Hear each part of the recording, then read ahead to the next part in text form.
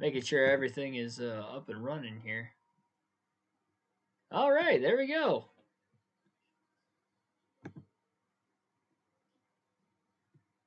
Ladies and gentlemen, Knoxville Raceway. This is going to be a lot of fun.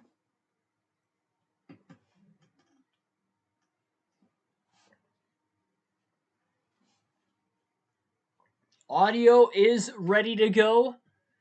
Welcome everybody on into this stream. Knoxville Gander or Camping World Truck Series racing on a Friday night under the lights, dirt racing at that. Derek Kraus on the pole.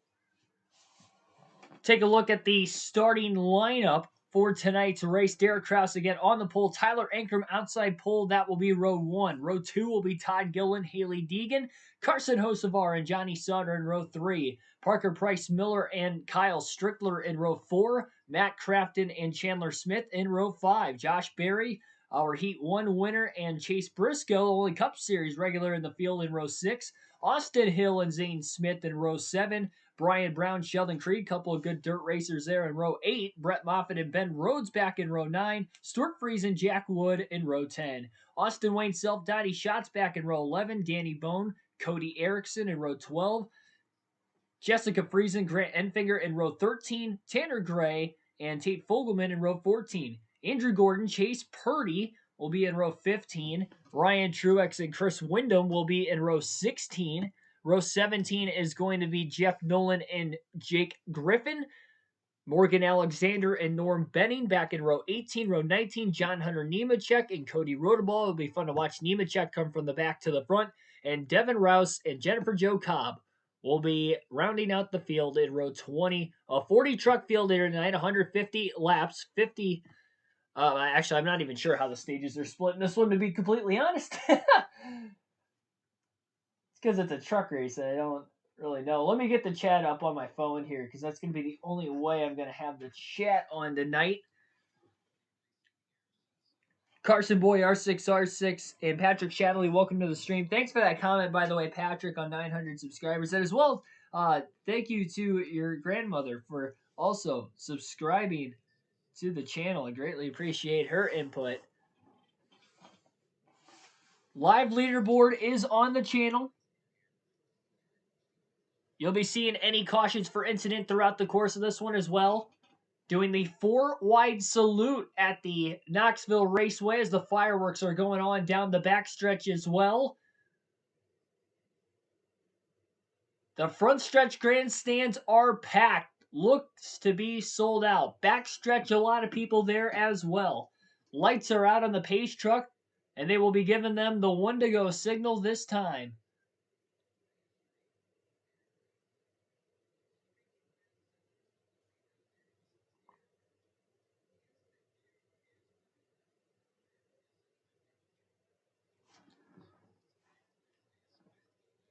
JS Goat 99, welcome to the stream as well. Again, the race is about to begin. Live commentary right here on the channel. Live leaderboard, as you see on your screens as well. Now, actually,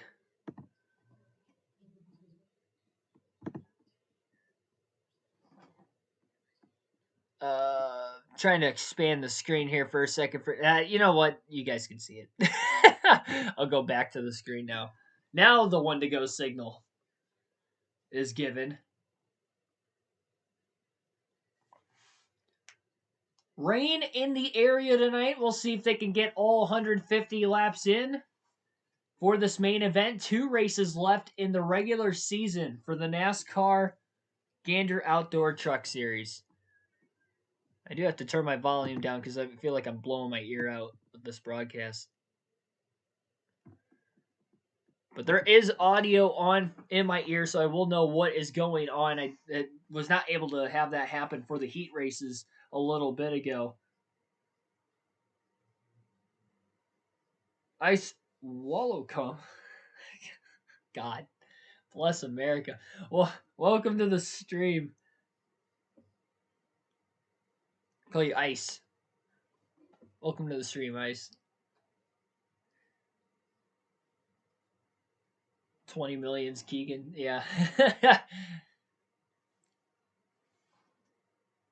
12 people already watching. Again, the green flag is about to drop here tonight. And once that happens, the live commentary.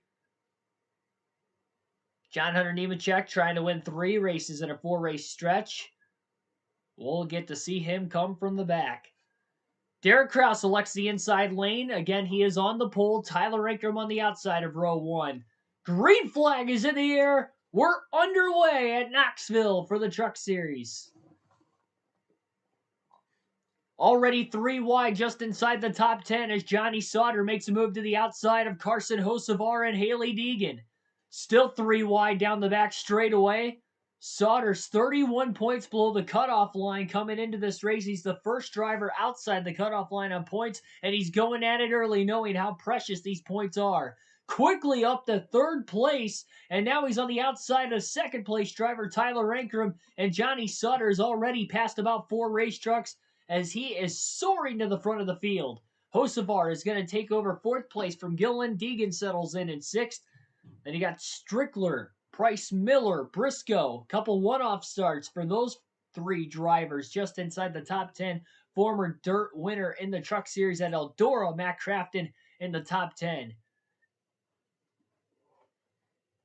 Sauter quickly to the outside is quickly going to clear the 19 of Kraus for the race lead off turn 2. Kraus leads the first 2 laps. Johnny Sauter will lead lap 3 at the line, and he is quickly pulling away. He was the first truck to really go to the outside out of the guys inside the top 5, and he is quickly setting the pace. It is unbelievable how fast Johnny Sauter is looking here early, and I'm surprised a lot of the leaders are still on the bottom. More drivers go to the outside. Lost momentum there for Strickler, and Sheldon Creed and Matt Crafton will make their way around.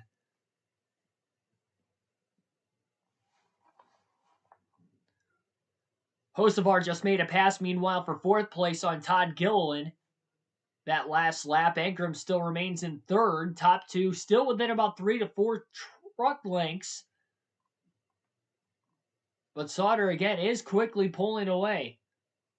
Creed tries a slide job on Chase Briscoe, couldn't complete the pass. Briscoe gets back to the gas. Quickly, Deegan's in the outside wall. Contact now with the 2 of Sheldon Creed as well. Haley Deegan's already in the outside wall. Damage to both sides of the race truck now after Sheldon Creed bounced off the inside trying to keep it off of her. Loss of momentum, and we'll have to make sure there's no tire rub on the 1 of Deegan. They were nearly 3 wide off the exit of the corner, but it looked like she just kind of got into the gas too early. The truck slipped up the racetrack. Into the wall she goes. And lost about 4 or 5 positions in the process of it. Matt Crafton barely missed running into her from behind as well down the front straightaway. Great avoidance there by Crafton in the 88.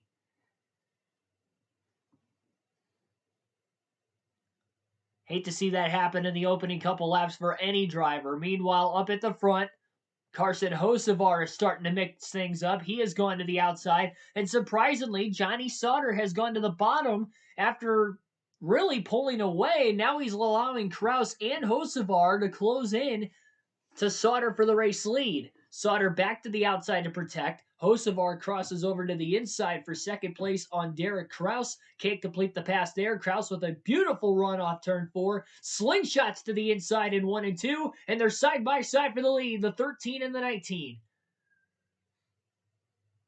Maybe Sauter only has a good short run race truck as well. Maybe the air pressures will a little lower than everybody else's. Or maybe a little higher than everybody else's, I should say.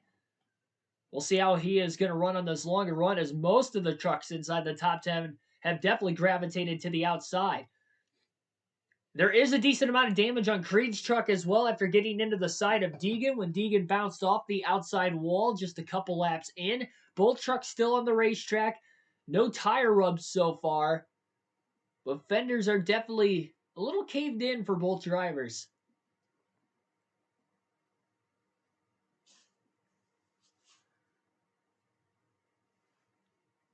Hocevar side by side for 2nd with Derek Kraus. Allowing Sauter to hold on to his lead for right now. 40 laps are set for stage 1 tonight. Already 10 complete. And now Hocevar is going to also get around Johnny Sauter for the race lead. First lap led for Hocevar at the line. Can he get his first career win here tonight? Mentioned he's one of the last remaining drivers in on points right now, but a win would solidify himself in the playoffs no matter what would happen in the final race of the regular season at Watkins Glen.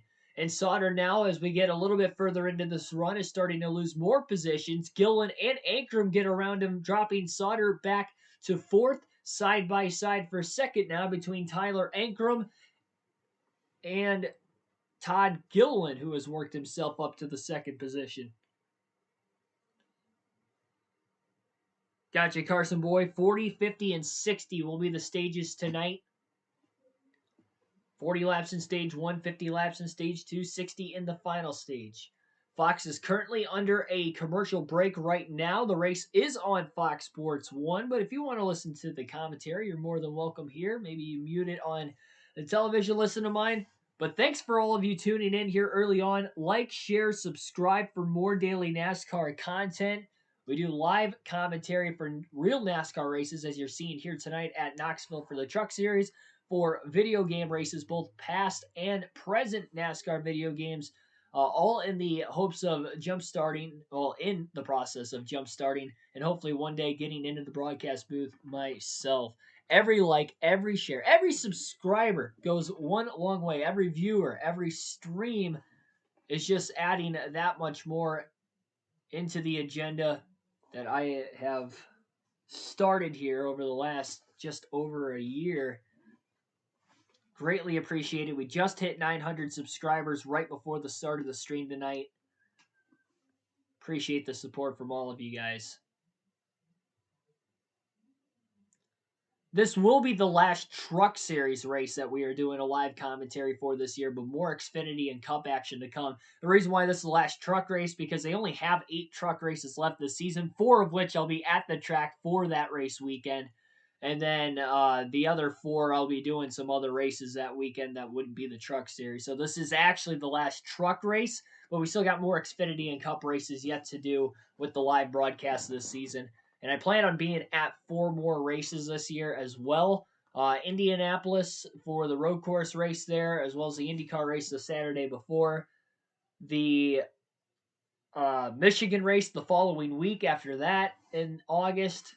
Then I'll be at the Bristol night race and Martinsville at the end of the season as well.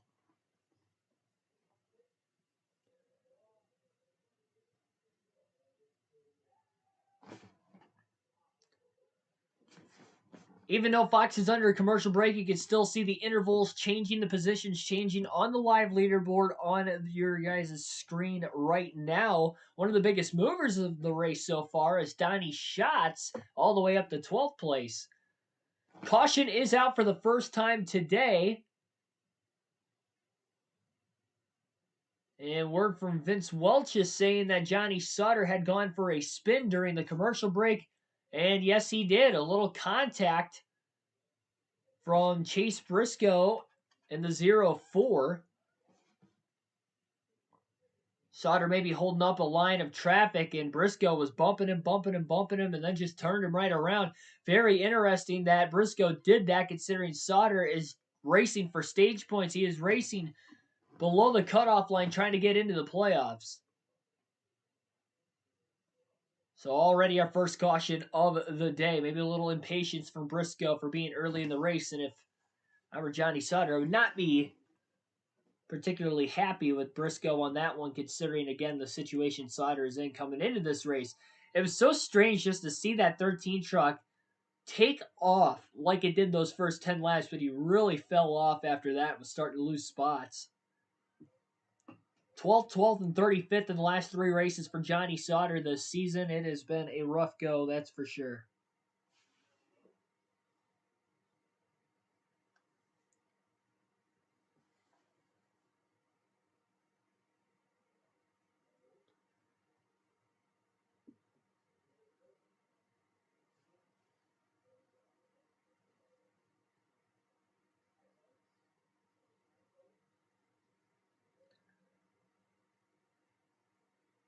So again, they are under caution.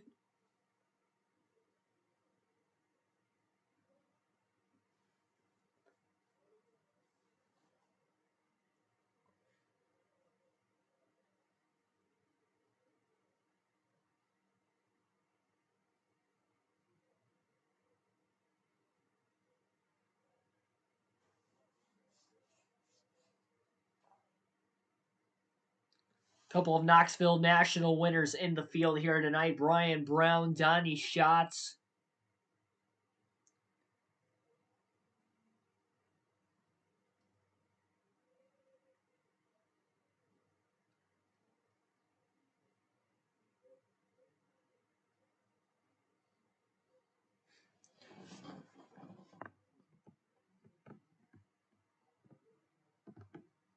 Try to get the full leaderboard on there for you guys. It's not quite possible. Can't get all 40 of them on the screen at once, but we can get the top 37.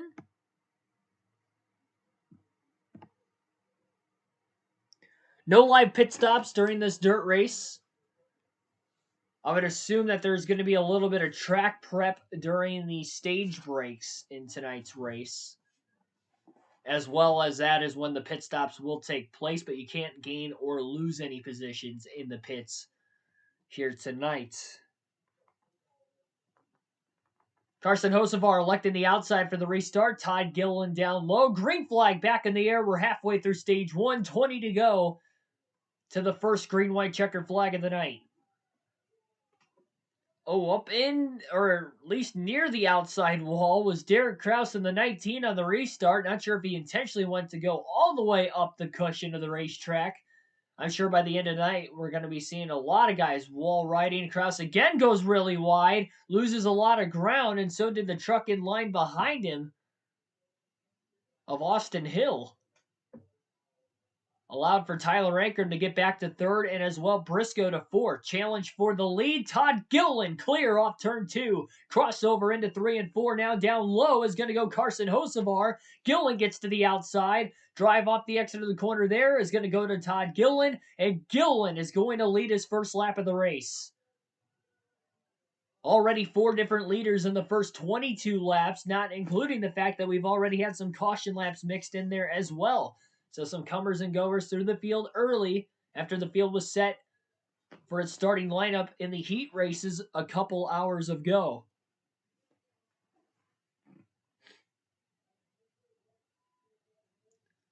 Sheldon Creed makes the pass now for third place a little bit further back on Tyler Ankrum as the battle for the lead continues. Hocevar all the way up the racetrack, out of the cushion a little bit, almost into the outside wall, and that allows Gilliland to pull away a little bit more.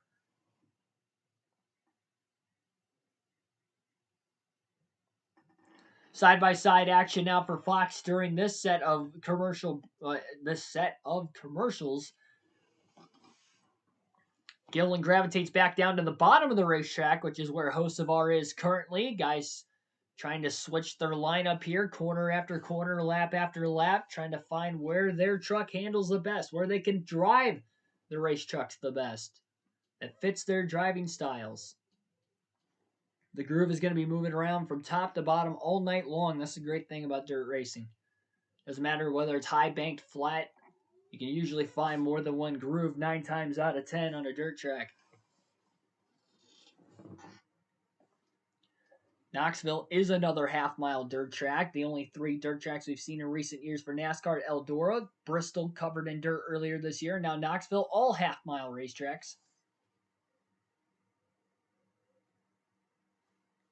Of course, it'd be rough for them to go to a quarter mile or like a 3/8 mile racetrack, considering there are 40 trucks out here in the field.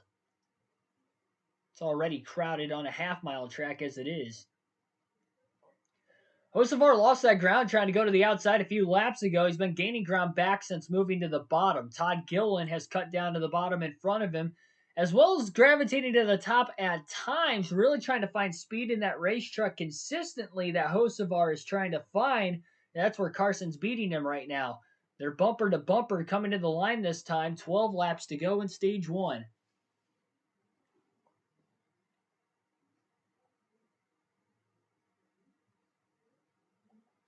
Thanks for the congrats, you guys, down in the chat, by the way, for the 900 subscriber mark. Appreciate it. Couldn't have done it without you guys, obviously.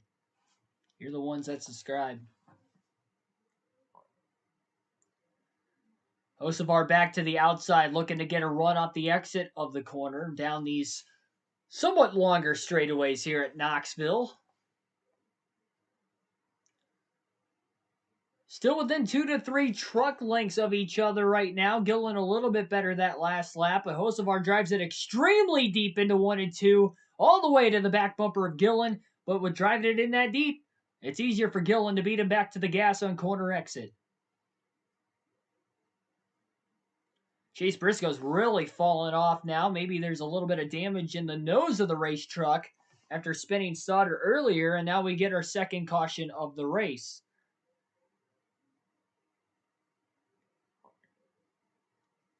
It's like maybe Brian Brown and Wilson had gotten together.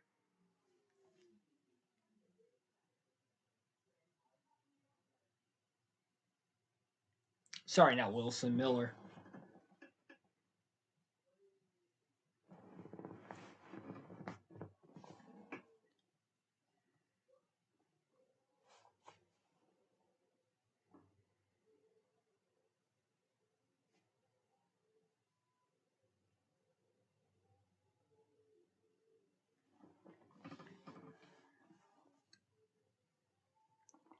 So Brian Brown had spun in turns, it looks like 1 and 2. 3 and 4, rather. Bringing out our second caution of the race.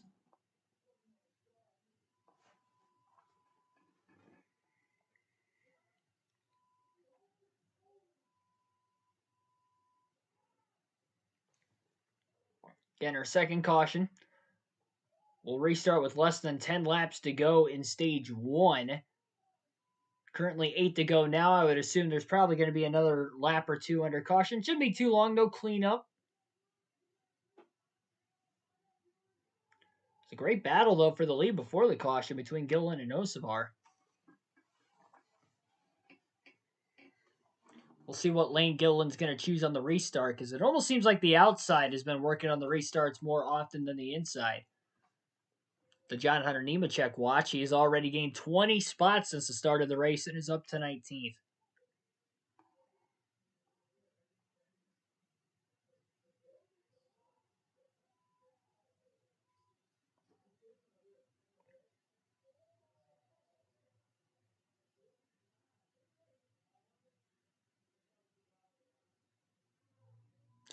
Yeah, okay, so I was wondering why. Michael Annett was still on the truck earlier in the heat races. I guess Chris Windham was a little bit late getting to the track today, but he was able to get there in time.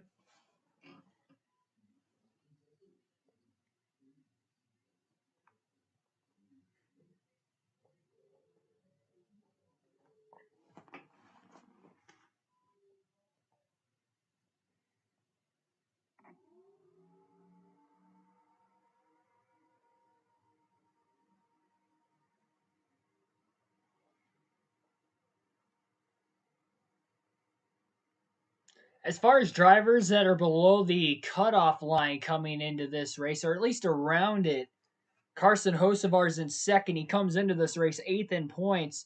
Last driver in on points above the cutoff line is Chandler Smith. He is in 6th right now. And we saw Johnny Sauter go for a spin a little bit earlier, so he's well outside the top 10, back in 32nd for this restart.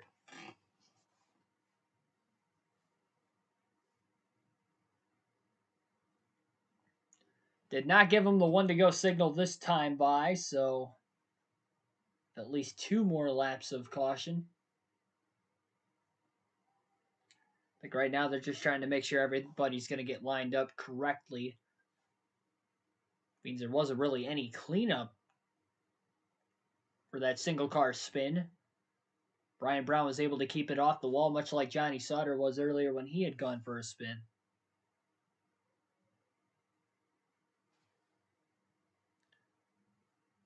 The damage on both Sheldon Creed and Haley Deegan seems to be a lot different, where Creed is still inside the top 5 and Deegan's fallen back to 21st. Deegan's got a little bit extra damage, though, because not only she hit the wall, then she got the damage on the left side from Creed. Creed's only damage is on the right side, nothing on the left side, so more of an aerodynamic disadvantage, I'd say, on the one of Deegan's truck.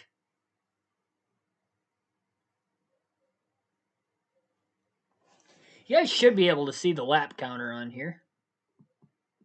Let me scroll. Yeah, my bad. My bad.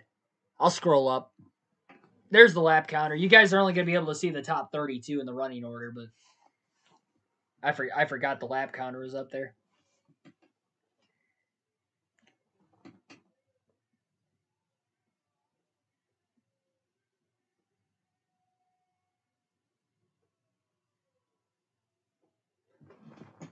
Hocevar on the outside. Gillen surprisingly chooses the inside for the restart. Green flag back in the air. 4 laps to go in stage 1. Still a good launch on the bottom for Gillen. Hocevar up on the outside trying to make up that ground. Slides way up the racetrack. Maybe overdrove the center of the corner. Oh, might have bounced off the wall off turn 2. Loses a couple spots because of it now. Derek Kraus gets to second and hops to the bottom where Gillen slings to the outside. Side by side for the lead. Kraus is clear. Caution. With 3 laps to go in the stage, caution is out right after Derek Kraus took the lead. Jessica Friesen has gone for a spin. It doesn't look like any heavy damage on her race truck. But Kraus took the lead right before the caution. And this stage is likely going to end under the yellow, so that is going to be a stage win on a pass in the final corner before the yellow for Derek Kraus after nailing that restart.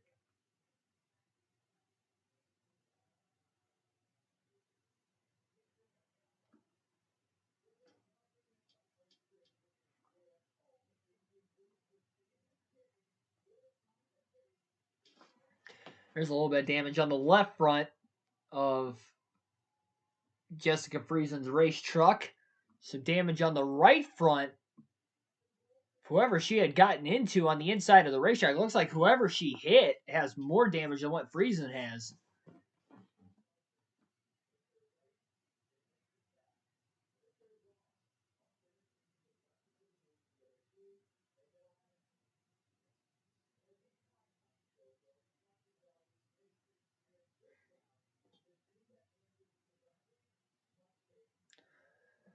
So again, Derek Kraus wins stage 1, followed by Todd Gilliland second, Carson Hocevar third, Josh Berry fourth, Sheldon Creed fifth, Tyler Rankrum sixth, Brett Moffitt seventh, Stuart Friesen eighth, Austin Hill ninth, and Chandler Smith rounds out the top 10.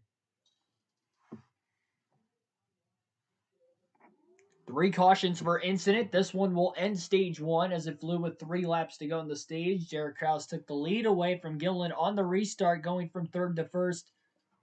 Surprise Gillen went to the outside, immediately giving up the bottom with how big of a run Kraus had, but great job by Kraus getting around Hocevar. 1 corner on the restart, the next corner he gets around Gillen, and then got the timely caution. Didn't even have to block or hang on there. He just won the stage.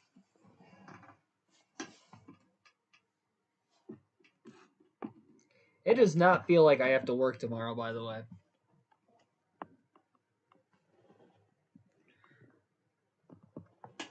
I'm staying up late for you guys on the channel here tonight. Hopefully this race doesn't take too long.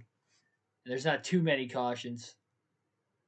Because I got to get up at like 4:45 in the morning to go to work tomorrow. So, and I just worked today too. So again, I'm doing this for you guys tonight. That and I really wanted to watch the race as well. So what better combination than us watching the race together? Sorry for being late. Never gave me the notification. No problem. No problem. Welcome anyway.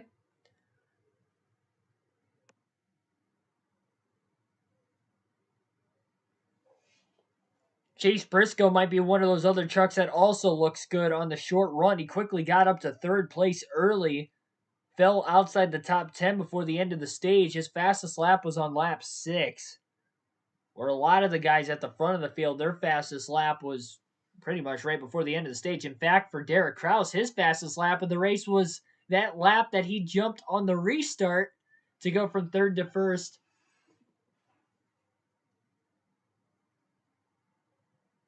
And win stage 1.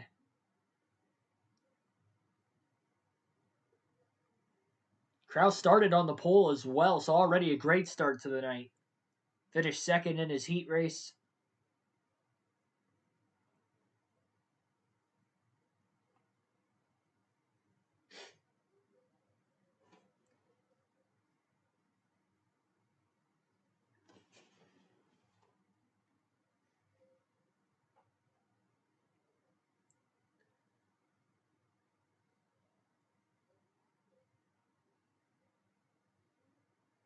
So the red flag will be displayed for teams to make some changes. I think there's going to be a 5 to 10 minute break here in between each stage tonight for track prep, but most importantly for these teams to make adjustments to their race trucks. Only 2 opportunities at it.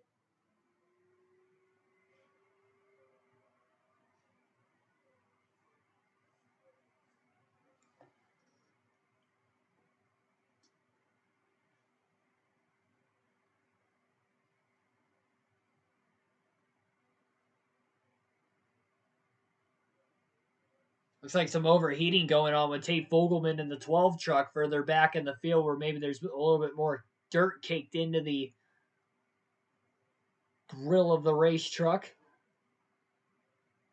The conditions were a lot muddier at the beginning of heat race number 1 than what they are right now because of the wet weather they had earlier in the day in Knoxville, Iowa.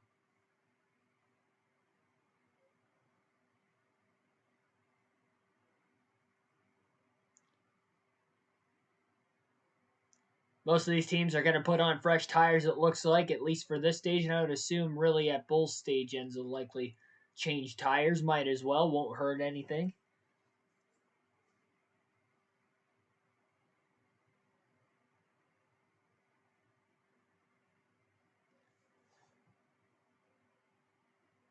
Remember, with this race taking place Central Time Zone, it was really about an 8 o'clock start time there. So this first stage was more in the dusk to daylight hours, where by the end of the race, it'll be completely dark. So this track will be going through some changes. So although Kraus was fast earlier in the heat races and fast in stage 1, that doesn't necessarily mean that his truck's going to be fast even if it stays clean by the time the final stage comes into play.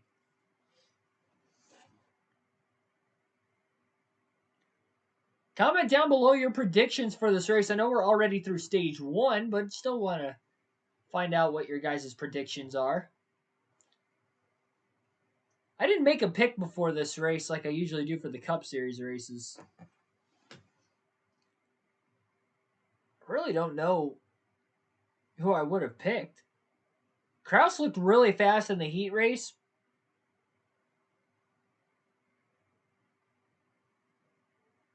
But honestly, if I had to pick before the start of this one,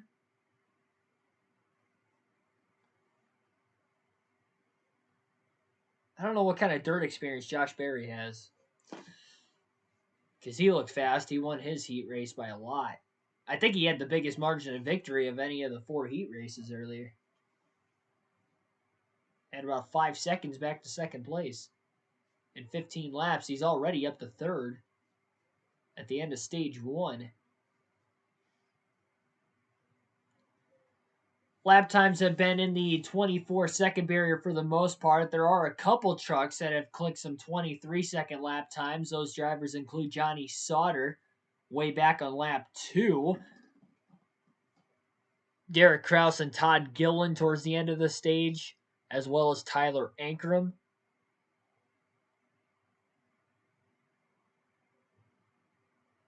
Carson Hocevar, not Tyler Ankrum. Only 4 drivers have clicked away lap times in the 23-second lap barrier, so for the most part, they are in the 24s.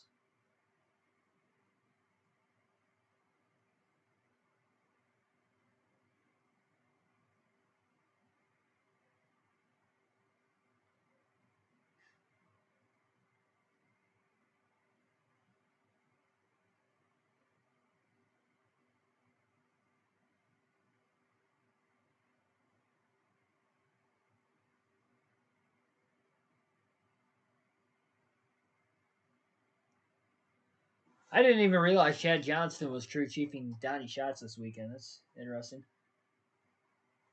Am I playing Heat later? No!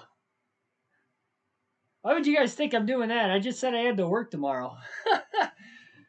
It's gonna be a late night for me already. It was a late night last night. I probably shouldn't have done 2 races yesterday, but oh well, it's in the past. I already did it. It's in the past. No, no NASCAR heat today. This is the only sets of live streams of the dirt action we're seeing for the Truck Series tonight at Knoxville. Next NASCAR Heat 5 stream is not going to be until Sunday. Tomorrow will be NASCAR 05 Truck Series racing. Why is it a red flag? Again, red flag at the end of the stages because this is the only time the teams will get to make adjustments to the race trucks, change tires, and etc. Because there are no live pit stops in dirt racing. So, no live pit stops tonight. Only 2 chances to make adjustments, and they will be at the stage breaks.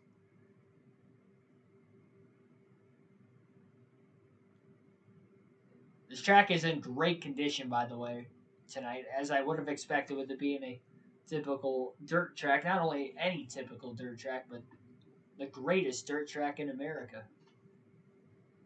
Knoxville Raceway.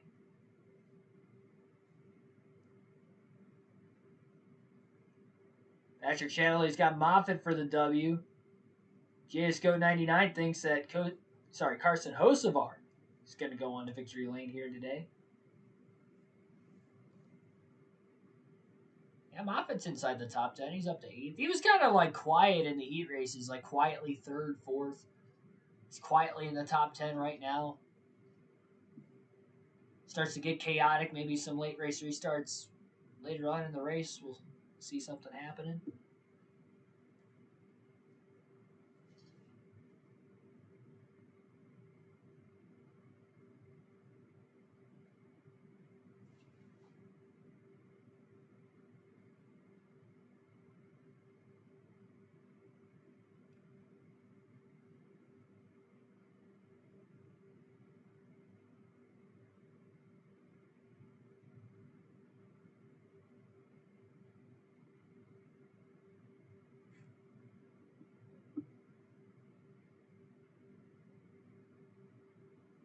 I don't know what's wrong with these commercials.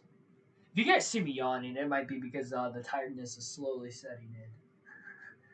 I'm not that like if I was way too tired, I wouldn't be pushing myself through this. I could survive. If I'm watching cars going in circles, I'll stay away. That's a dumb joke. It's true though. I never really get tired watching races. Heavily intrigued. It's just we got that stopping point right now, so it's not like really much to talk about. This is where I feed off the chat is during the stage breaks in a dirt race. We did do a broadcast for the dirt race for the trucks and the Cup Series back at Dirt Bristol earlier this season. We saw a stream record of 63 people watching at one point in time during the truck dirt race, nonetheless. Not the Cup race, but the truck race. So, again, appreciate you guys tuning into these full races, specifically with the real races. You guys like to come out and listen to the commentary, see what's going on.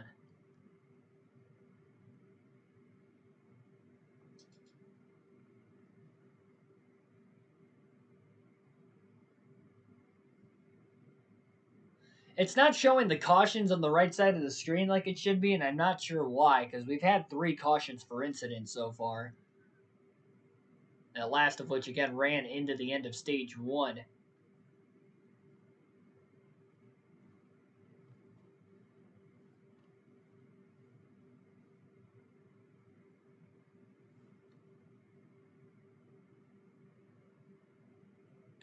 Cars are back on the racetrack for right now under the yellow conditions. I believe now the laps are going to start counting once again.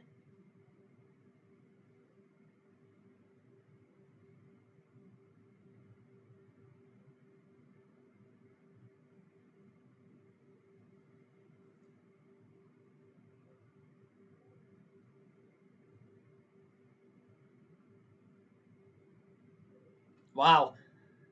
So all four drivers around the playoff cut line right now. The first two drivers in, Hocevar Smith, the first two drivers out of Sauter and Ankrum, all had finishes outside the top 20 last time we were on dirt this season at Bristol.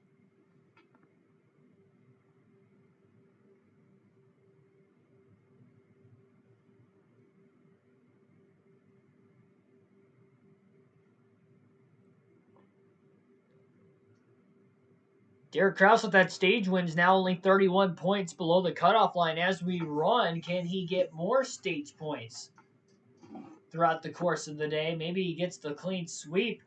A win would automatically put him into the playoffs, and that would bump Chandler Smith out and make that cutoff line even closer between Smith and Hocevar going into the Glen in August.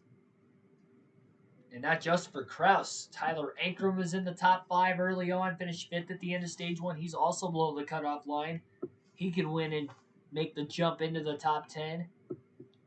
Chandler Smith, we mentioned he's the last driver in on points right now. Well, he finished 9th at the end of the stage.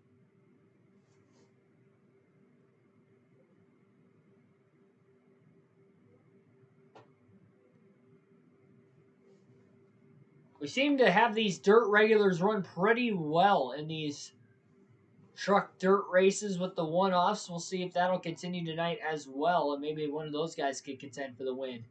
Green flag back in the air, stage 2 underway. Kraus elects the outside on the restart. Down low is the 17 truck of Donnie Schatz, who did not make any adjustments. Therefore, he gets to restart on the front row. 3 wide pass for the lead. Down to the bottom goes Todd Gillen, splitting the 17 truck there of Donnie Schatz in the middle, and he is fading on those old tires fast.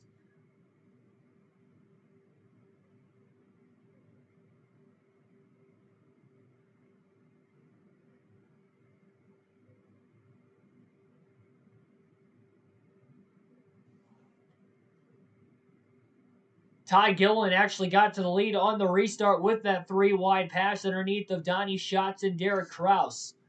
Schatz is going backwards in a hurry, 2 laps into the stage, and he's already outside the top 15. On 40-lap older tires, I'm shocked that they didn't make any adjustment changes and they went for the track position. That just goes to show how much these tires are going to be important here tonight. I guarantee everybody will be changing tires at the end of stage 2 now. Again, Schatz was the only one that didn't change tires at the end of stage 1.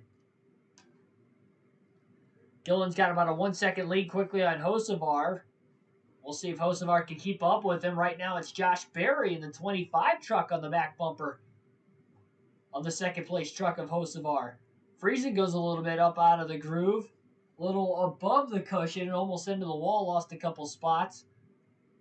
A lot of these guys are down low on the bottom of the racetrack. Friesen is not only up high, but he is way up the racetrack again, basically riding the cushion near the wall and trying to make up some ground on that side of the racetrack, or maybe get some rubber picked up so that way by the time the final stage begins, that will become a very raceable groove. I would imagine by the end of the night, especially if we get more trucks to run up there, that will be the case.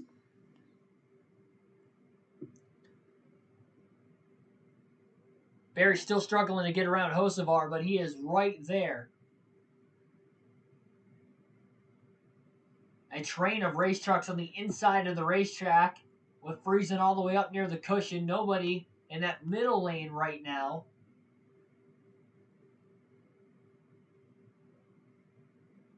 A little bit of contact in the center of 3 and 4 between Grant Enfinger and Tyler Ankrum. A little bump and run as Enfinger sends Ankrum up the racetrack with that bump and run maneuver.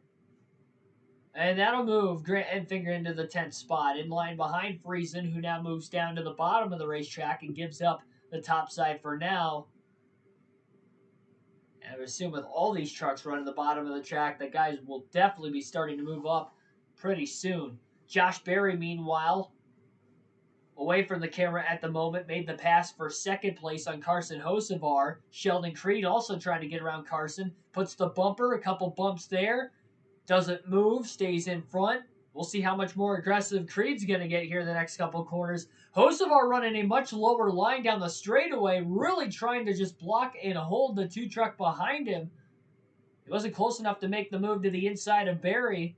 And we have a chain link line from second on back that is allowing Todd Gillen to get away. A little bit of bumper cars going on. Kraus trying to work to the inside of Creed, and he gets hooked on the left rear. A little bump and run now by Kraus, but I think that was more Creed crowding the 19 who was already there. I don't think that was really Kraus's fault. He had the positioning under Creed. Creed tried to block, and he basically about turned himself. Both drivers hang on to the race truck after leaning on each other down the front straightaway that last lap. Creed all the way up near the outside now. Kraus obviously took away the spot, and Creed is going to lose another one to Austin Hill and another one now to Brett Moffitt. Dropping him now back to the 7th spot. Crafton gets around him as well for 8th rather. And finally, Creed's get back down to the bottom. Crazy how everybody's running the bottom of the racetrack now, where the top was the preferred line back in stage 1. And we saw a lot of variant lines. You wonder if maybe they watered the track a little bit too much on the outside, which allowed everybody to gravitate towards the bottom. So a little bit less sun here in stage 2. It'll be complete darkness by the time we get to the end of the race tonight in stage 3. Top 10 as we run right now. Todd Gillen in the lead. Josh Berry 2nd. Carson Hocevar 3rd. Derek Kraus 4th. Austin Hill rounds out the top 5. Brett Moffitt 6th. Matt Crafton 7th. Sheldon Creed 8th. Stuart Friesen 9th. And Grant Enfinger rounds out the top 10.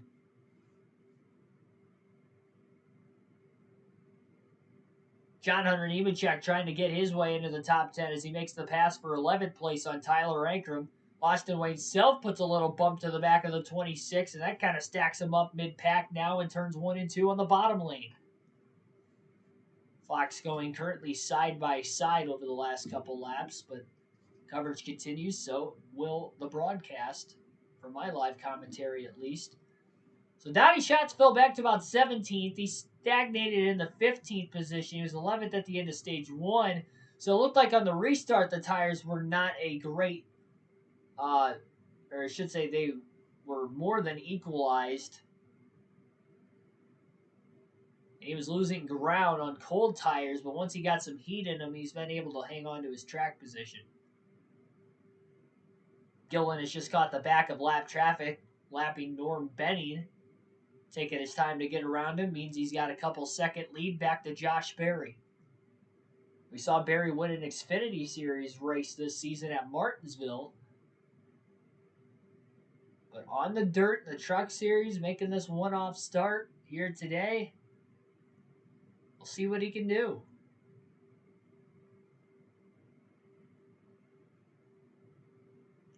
Oh, Austin Hill kind of jumps not the cushion, but the apron of the racetrack. There isn't really an apron. There's just kind of this big dirt clod, a little bit of a hump to keep the drivers from racing way below the actual racing groove, the racing line of the racetrack.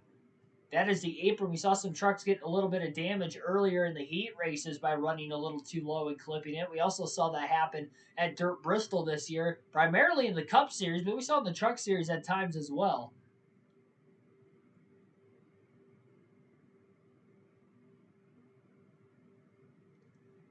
Austin Hill, meanwhile, is back up to 4th place, as high as he has been in this race so far today.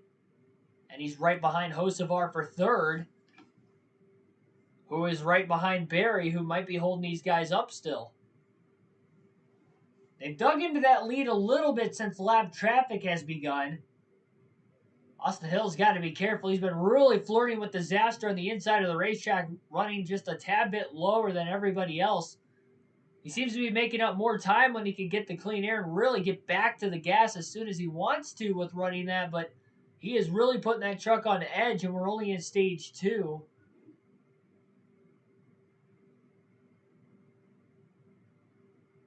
All over the bumper of the 42. Looks underneath him. Hocevar has to give him the line because Hill beat him to the inside of the racetrack. Hocevar to the middle with the lap truck. The 25 was on the outside. That was Josh Berry for position as they were 3 wide. Contact as Berry cuts off Kraus, and Kraus just sends him up the racetrack. Barry might give him some payback now down into turns 1 and 2. If he can get to him, and it doesn't look like he can. A lot of beating and banging here, but this has been the longest green flag run of the race to start stage 2, just over 20 laps of green flag action. Gillen's lead is now down to just over a second as they're in the middle of lap traffic. He's trying to get around the 44 truck, hugging the bottom through 3 and 4.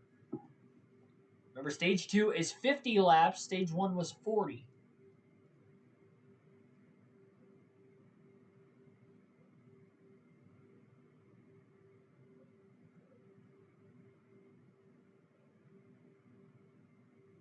Austin Hill has ran down Todd Gillen. He is now within a couple truck lengths. Hill looking for his first his first lap lead of the night.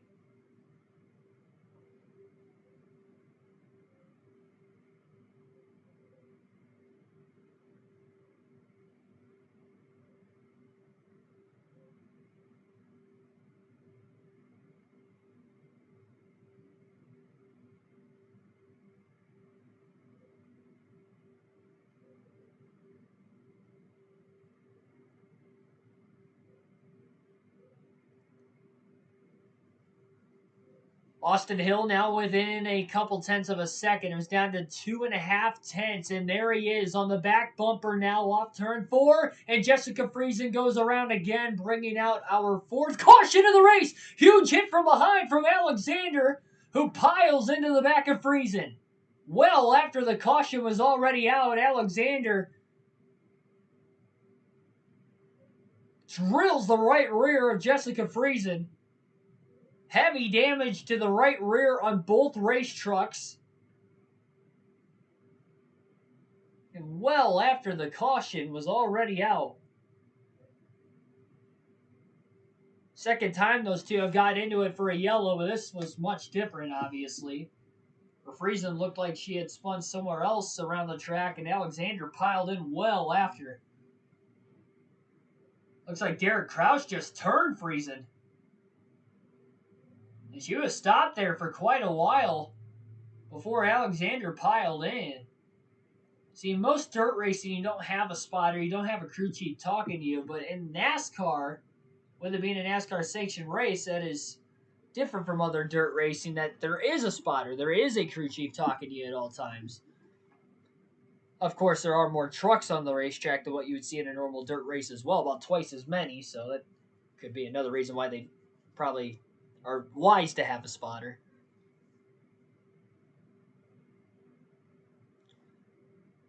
But our 4th caution of the race, and probably the hardest hit of the race, it's the first time we've seen a spin with some extracurricular damage involved so far in this race. And I think Kraus might have just got behind Friesen, who was a lap down at the time and couldn't get around her, and then probably turned her, or was just impatient and overran the corner. I don't know. One way or another, front bumper of Kraus turned or got into the back bumper of the 62. Jessica Friesen turned her right around. Again, Alexander came in, piled into the right rear of Friesen's race truck. Cap 24, welcome to the stream. Jessica and Alexander again, yeah. Tough break that, I mean, again, she had it saved. She spun, just like we'd seen some other spins in the race already, where nobody really got into the wall. Another truck never really hit him until there, where Alexander piled in to the back of Friesen, again, well after the caution.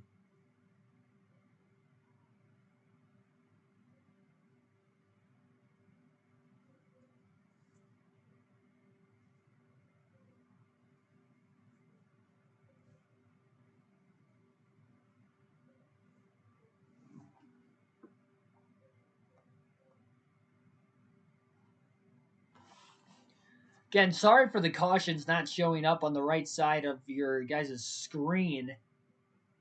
I'm not sure why it's not popping up. Usually it does, or at least it did for the All-Star race, which was the only other race we were able to get this live leaderboard on, but it does show all the lead changes, the different leaders in this race as well.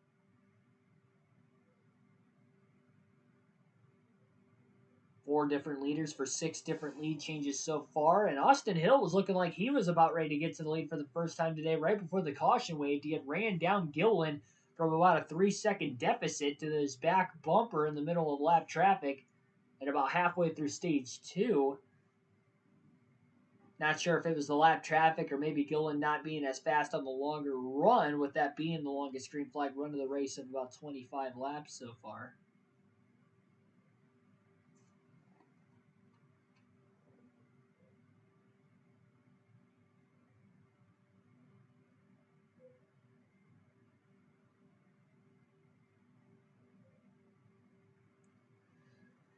Yeah, again, definitely thankful that the rain stayed away here tonight at Knoxville, because it was not looking like that was going to be the case a little bit earlier on in the day.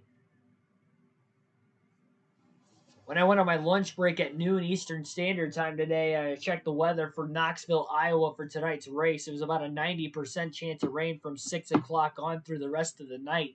That dissipated before the start of the heat races. Then it was showing about a 70% chance from 10 on, and still no rain. So hopefully it is fully dissipated.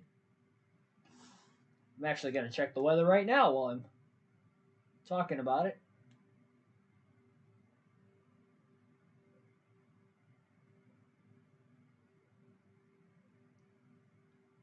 They are still calling for possible thunderstorms at 11, but considering they have stayed away so far into the night, I think they'll be all right to make it to the finish. It's just over an hour away from potential rain, but again, there's been pretty much potential rain all night. It's still a 20% chance of rain right now, so it's probably just a matter of maybe the clouds just starting to dissipate over the racetrack. Yeah, heavy damage on the 44 of Alexander. He got the worst end of it, but Friesen did not get out of there without a big lick, though, either. Alexander's day is going to come to an end. Truck was not drivable back to the pit lane.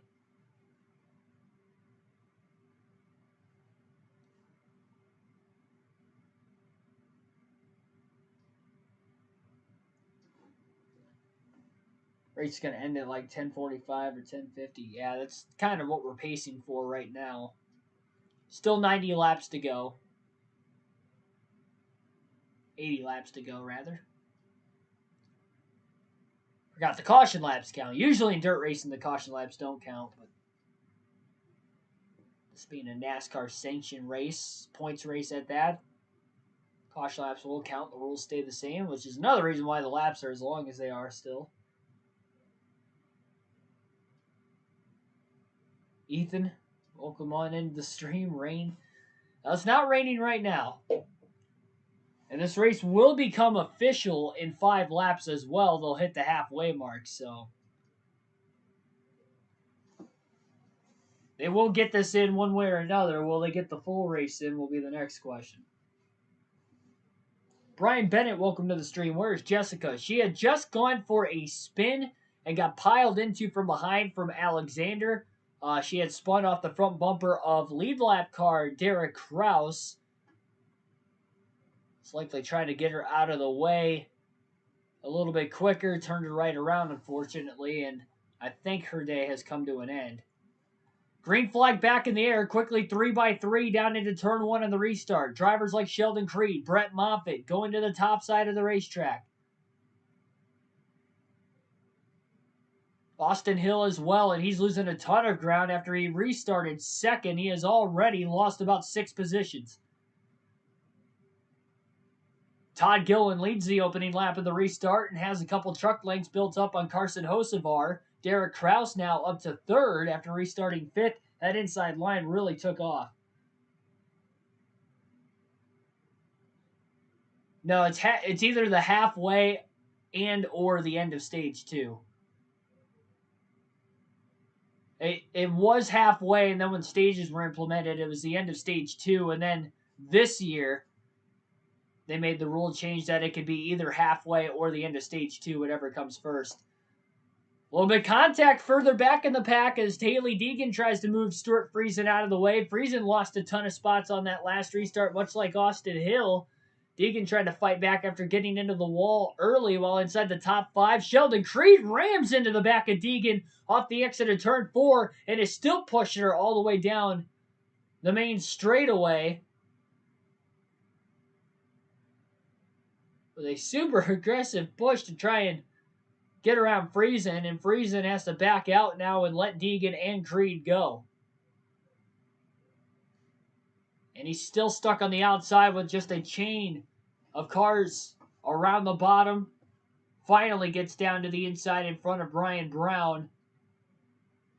Strickler and Danny Bone made some passes too. Kyle Larson fan, welcome to the stream. Friesen has scored 4 laps down. Jessica Friesen, that is, that was involved in the last accident, so she might still be on the racetrack, but her chances of winning are now out the window for repairing that damage. And again, Alexander, the first driver to DNF here tonight. Only a couple trucks a lap down, still 34 of them on the lead lap. 12 laps to go in stage 2. Your top 10 runs like this. Todd Gillen in the lead. Carson Hocevar second. Derek Kraus third. Matt Crafton fourth. Grant Enfinger fifth. John Hunter Nemechek sixth. Josh Berry seventh. Brett Moffitt eighth. Donnie Schatz ninth. And Ben Rhodes rounds out the top 10. Jay Cohn, welcome to the stream. Is DraftKings down? I don't know. I've only played DraftKings once. It's like every time I think about playing it, I don't. I do gamble online, but I usually don't play DraftKings. So I have no clue.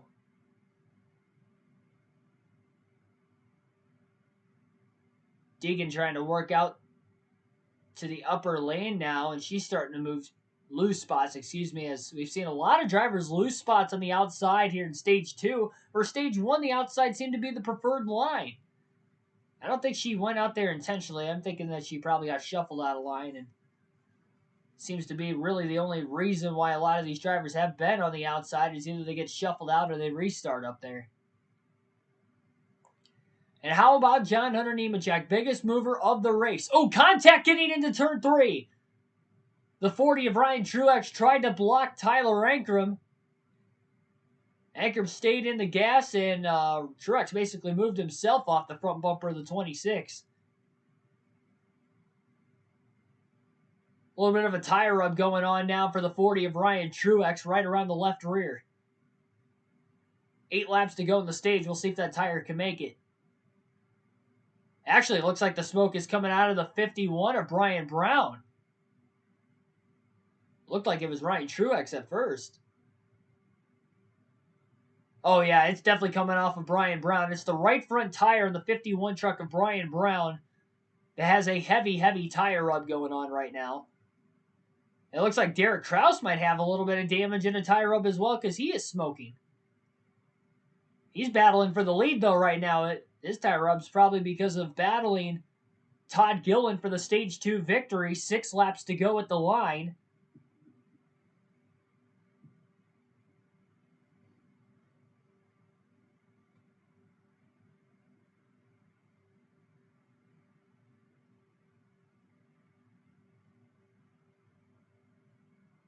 Kraus is right there on the left rear corner panel of Gillen. A little bump, a little nudge. Gets the 38 loose. Gillen hangs on to it in the midst of the lap traffic again. 5 laps to go, stage 2. And we'll see if Kraus can get around him. He can get to him. He can get the bumper to him, but is the bumper going to move him out of the way? Remember, Kraus has to be careful. Got to think big picture here. I know he wants the stage win. He's below the cutoff line. He already has 1 stage win tonight. Now he's underneath.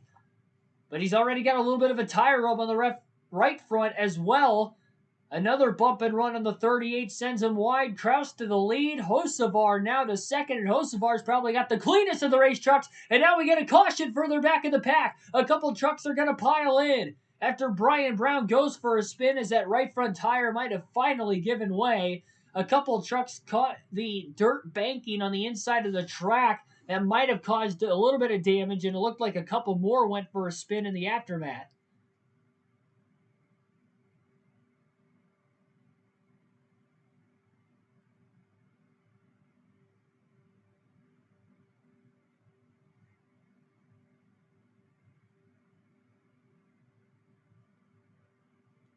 And this will bring a premature end to Stage 2, just like we saw in Stage 1, where a late caution ran into the end of the stage. That's going to happen again here. And again, it's right a lap after Derek Kraus takes the lead. So how about Derek Kraus sweeping the stages tonight at Knoxville? After starting on the pole, he's having a great night.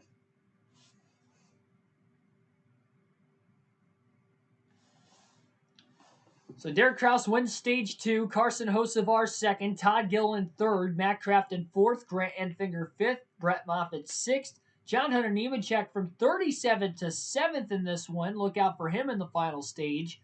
Josh Berry 8th, Donnie Schatz back to 9th, and Ben Rhodes rounds out the top 10. All those drivers get stage points in Stage 2.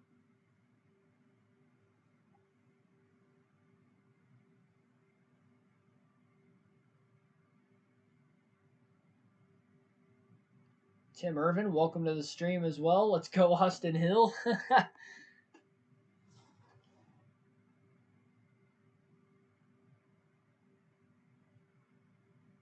This is helping Kraus make the playoffs. That's very true. If he wins, he's in. But even this great points day right now, being below the cutoff line, is huge. He'll still have to perform at Watkins Glen if he can't get the win here today, considering he'll likely still be below the cutoff line. But now he's actually got a chance going into Watkins Glen to point his way in, where before it didn't look like it. Assuming he still gets a good finish tonight, even if he doesn't win. He's got to take care of the race truck. He's got a little bit of a right front tire rub right now, but remember, we'll be seeing some pit stops during the stage break here, and they'll likely pull that fender out, and he won't have to worry about losing any positions in the process of having to pull that fender out. The lap times have quickened as this race has gone on. Most of these drivers' fastest lap times in this race happen in the middle of Stage 2, as the groove has really ran down towards the bottom, and from dirt racing, natural dirt racing with multiple grooves here at Knoxville in Stage 1 moved quickly to a single lane racetrack and almost like old school Bristol Martinsville like action in Stage 2, where we had seen a lot more beating and banging, some bump and runs. Though most of them weren't intentional bump and runs. Some of them were, but most of them were just drivers trying to block. Car was already underneath them, and they basically moved themselves up the racetrack off the front bumper and lost extra positions instead of just letting the first guy go and trying to duck in line behind him.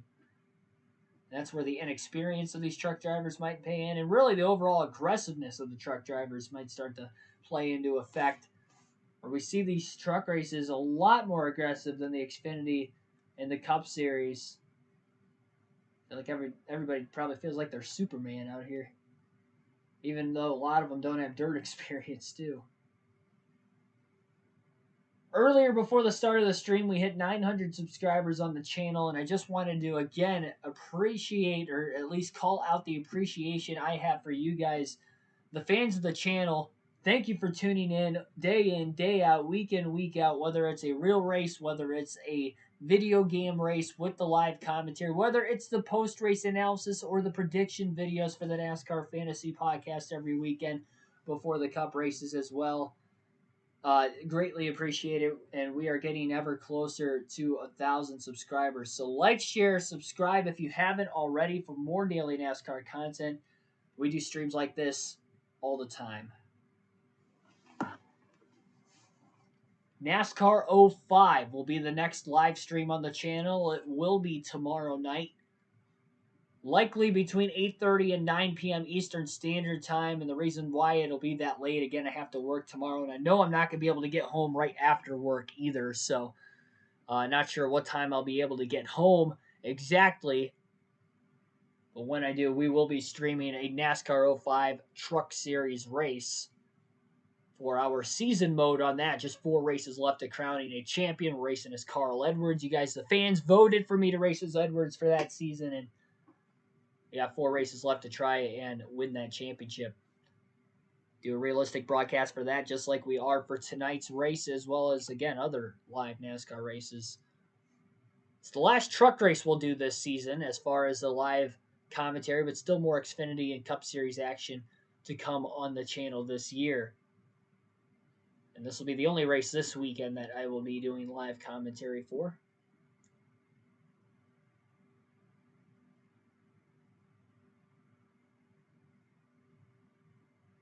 I agree with you on that one, Arset. Well, I like the Bristol. I like the Bristol Dirt Race, and I thought it was going to be a good race, or had the implications of being a good race. I thought it was a good one, but I mean, I just would rather see them go to an actual dirt track like Knoxville is with the Truck Series tonight, or like, Eldora has been in the past.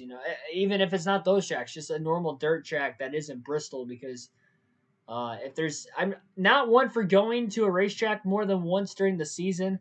In very rare cases, I am, and Bristol is one of those rare cases because it's been my favorite track since I was a kid. So I like the regular concrete Bristol, especially the one we've seen the last few years with the multiple groove racing, better than what we've seen here recently.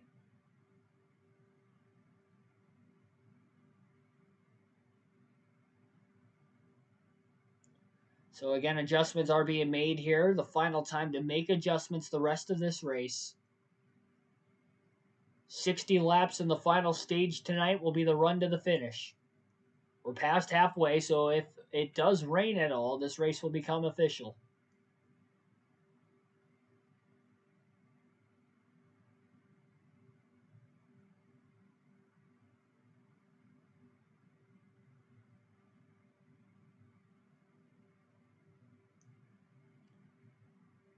I'm sure you liked Bristol Dirt, but you can get just as good of dirt action on another dirt track versus Bristol, and then you could just end up having,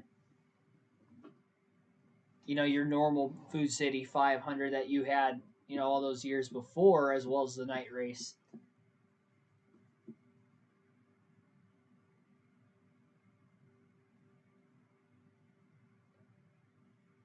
I mean, in the end, if you think about it, if NASCAR is only looking at one dirt race a year, if they went to an actual dirt track, as far as like the on track product goes, it would enhance it. Because with this, you're taking away one good Bristol race, so you're taking away a good race for a good race, where you could add a good race to a track like Texas, replace a dirt race with, say, Texas or something like that, and then have two Bristol races on the concrete. Out of technicality, you'll probably get one better race a year at multiple different tracks too, instead of the same track.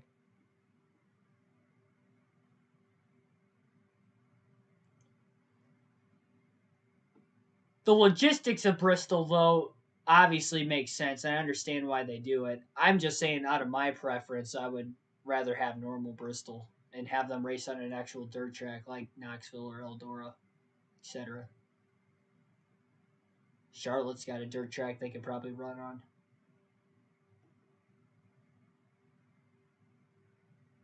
That one's a lot more narrow than both Eldora and Knoxville. I think that's what works for the for NASCAR running at Knoxville and Eldora as far as traditional dirt tracks is they're so wide. Having 40 trucks out there doesn't look as congested versus if you went to a tighter kind of like a bull ring like dirt track.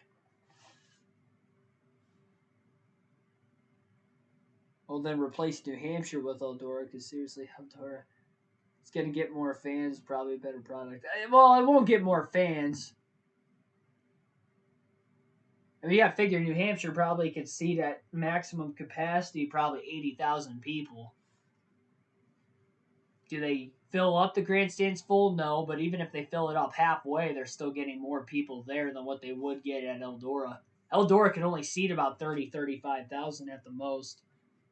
And that was even with them adding extra seats when they started getting the NASCAR dirt race. They could probably add more down the back straightaway there. Being there in 2019, I feel like they could get more fans if they added more back straightaway seating, but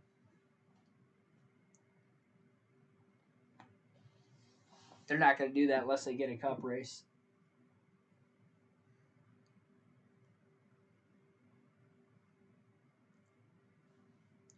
I think New Hampshire has good racing too.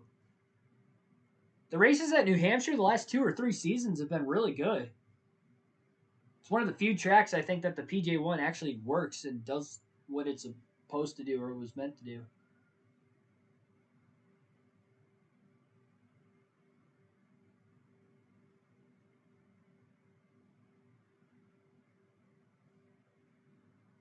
It'll be interesting to see in this final stage if the groove starts to widen out like it did in stage 1. I think with the sun going down, there's just a lack of grip on the outside. It's either that or they might have watered it down a little too much on the outside at the end of stage 1. That caused it maybe to get muddy again, and they lost whatever rubber they had put down in that groove earlier between the heat races and stage 1. I did not expect this race to gravitate towards the bottom like it did, especially as quickly as it did. Again, it was like end of stage 1, trucks were near the wall, they were at the bottom, they were in the middle.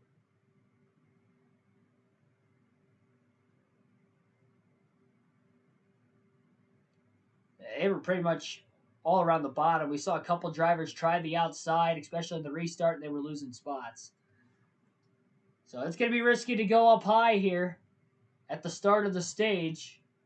And I bet if anybody's going to try it, it's probably going to be those dirt ringers. Those one-off drivers.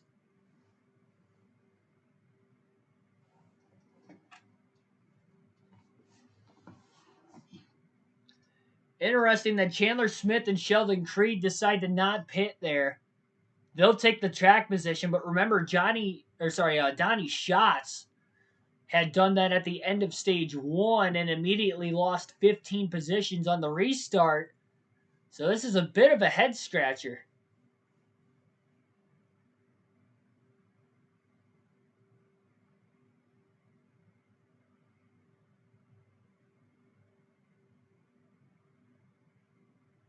Interesting that Chandler Smith's team did this, considering that they are the driver on the bubble. But maybe they're trying to play defense, knowing Derek Kraus is below the cutoff line. If he wins, Chandler Smith will actually be bumped below the cutoff line with just one race to go before the playoffs at Watkins Glen next month.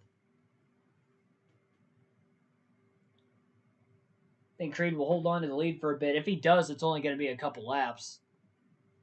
I doubt he's going to be able to hold on out in front. He hasn't really had the that strong race truck to begin with either.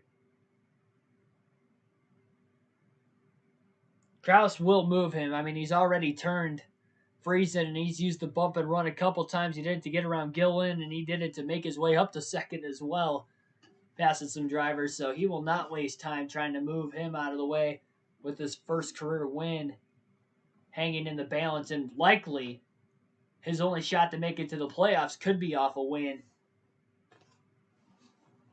Because he will be below the cutoff line going into the Glen if he does not win today. It'll be a lot closer than what it was today, but still don't want to be below going into the final race of the regular season. Or here tonight, he can control his own destiny with a win. Kraus isn't making any friends. Kraus will wreck. That's the problem with being that aggressive so early to win those first two stages. His drivers will definitely remember that going forward.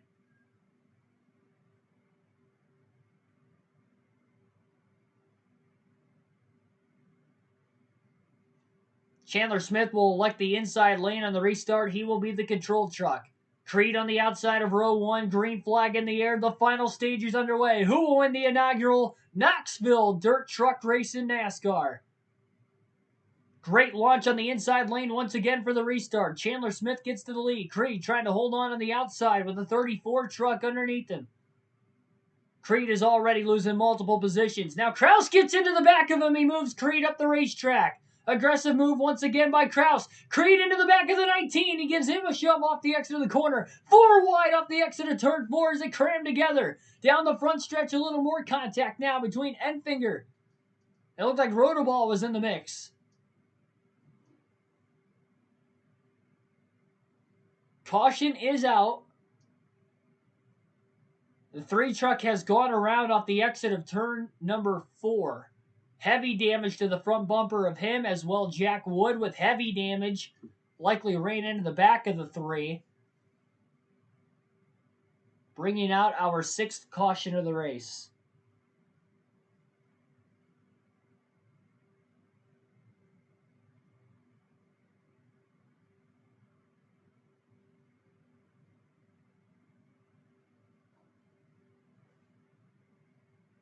It's a break for Parker Price Jr. If he can't get that thing fired back up, his day is going to come to an end. Really heavy damage to the front of the racetrack. Even if he does, it is going to be digging around this dirt surface.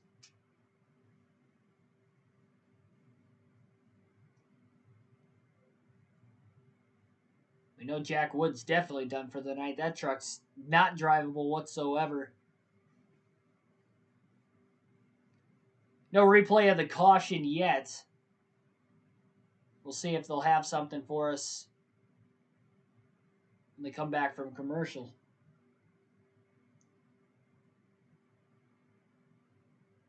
How much air pressure those tires have, I have no clue. It's always a secret. It's always a secret. That's why teams always say making an air pressure adjustment. Like they'll tell like Jamie Little, Matt Yoakum, and those guys like down on pit road. Yeah, we're making an air pressure adjustment if they ask what adjustments they're making, but they're not going to tell them how much air. They don't want to give that away. It's air pressure adjustment. They don't say up or down either. They just air pressure adjustment. Super secretive. We could also replace a road course with a better racetrack such as the fairgrounds. I don't think NASCAR would replace a road course in replace of the fairgrounds. If anything, the way the 1.5 miles have been cut in recent years, they'll probably cut an intermediate. Which one would they cut for the Nashville Fairgrounds if they can get the fairgrounds on the Cup Series circuit? Texas. I think Texas should probably be the one to go. I think pretty much everybody could agree on that. Rough guess. I have no clue. I'd have a better chance of trying to guess a sprint car air pressure on dirt. I have no clue about the truck series. The races are really long too, so you don't want them too high in case you do get like a 60-lap green flag run, because then they're going to get way too hot. You're going to be burning them off the racetrack.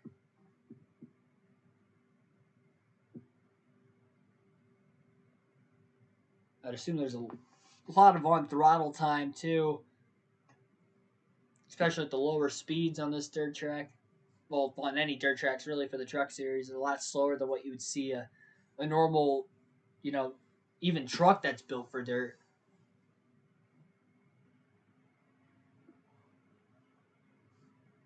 Anything for no Texas. COTA needs to become the new Texas race. I mean, you can kind of say they did, considering that Texas lost one regular season race because they did have two, and they just got the All-Star race this year. Cup Cars race here would be 250 laps. Yeah, likely.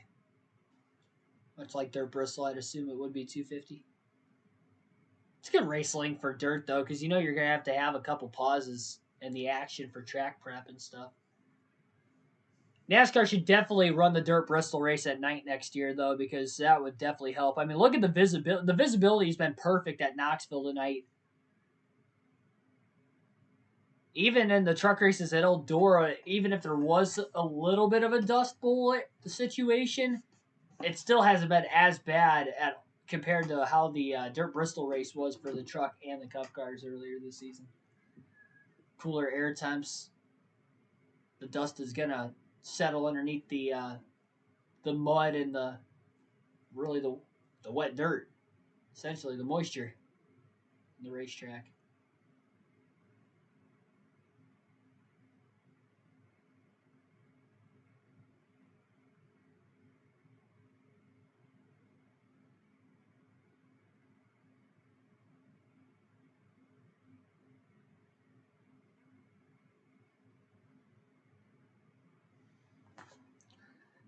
Chandler Smith was still in the lead at the time into the caution. He'll restart from there as well.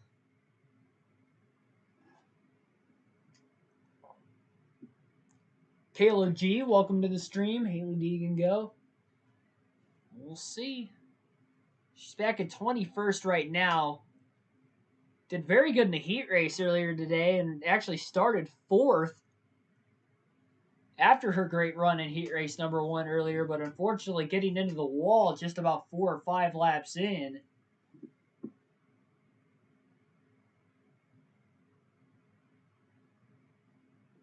she's been pretty much off the pace since, or off her race winning pace that she could have had since.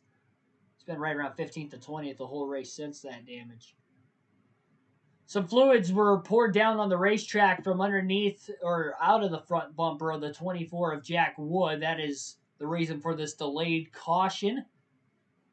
We'll probably go green somewhere around 50, maybe just less than 50 laps to go. Again, our sixth caution of the race. Halfway to, I'm sure most guys' prediction coming into this race from the chat and the heat races earlier today, as well as mine, that we were going to have 12 cautions again like we have in the last couple dirt races for the Truck Series, but so far only 6. Still got about 50 to go, but a little bit more green flag runs so far, so that's pretty good. Like to see it.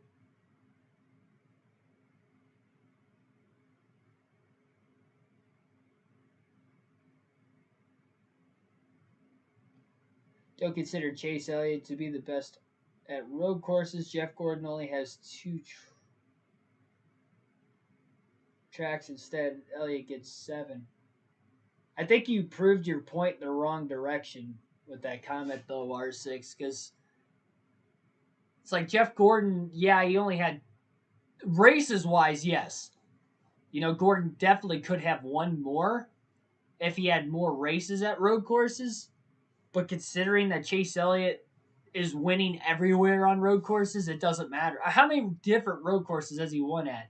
And it's not like it's taken him a couple tries to do it. He's winning on the first try. Or the second try with the Roval. Yeah, 2 wins at the Roval, 2 wins at the Glen. The only one he hasn't won yet is Sonoma.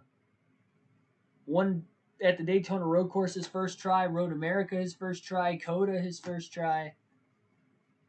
We'll see how he'll do at the Indy Road Course in another month. I think that's what makes Elliott better than Gordon. He's got lucky, though. How has he gotten lucky? COTA was the only race he got luck. Every other one of those road course races he earned. I'm not even a Chase Elliott fan. I mean, I'm just trying to state the obvious here. See right there, my guy's Ryan Blaney. Chase Elliott, he at the Roval, he should have DNF. He got a lucky break. But the fact he came back with that damage and just drove past every car in the field, and he won the Roval last year in dominating fashion. So last year he dominated. Year before he dominated, then he wrecked, and then he still drove past every car in the field. I was there for that one. That was pretty crazy. I thought he was done after getting into the wall. And he didn't have as much damage because he hit the wall at a very low rated speed. He got the car back down as much as he could.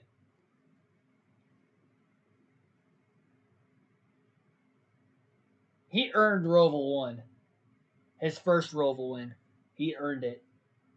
I don't know how he didn't earn it. Like, he literally passed every car in the field twice. Like, come on. Green flag back in the air, 50 laps to go. Meanwhile, Chandler Smith on the inside spins the tires on the restart, stacking up the inside lane, allowing Carson Hocevar to get the lead on the top. Matt Crafton kind of held in line behind. Brett Griffin in the 34, also on older tires, was in the outside group, but behind Hocevar, and he stacked up everybody behind him. 3 wide further back in traffic. Enfinger down low. Still 3 wide now into turns 1 and 2.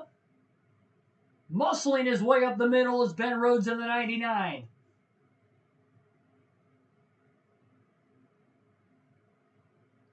Chandler Smith on old tires to the inside of the racetrack is muscling his way around Hocevar. He's back out in front at Knoxville.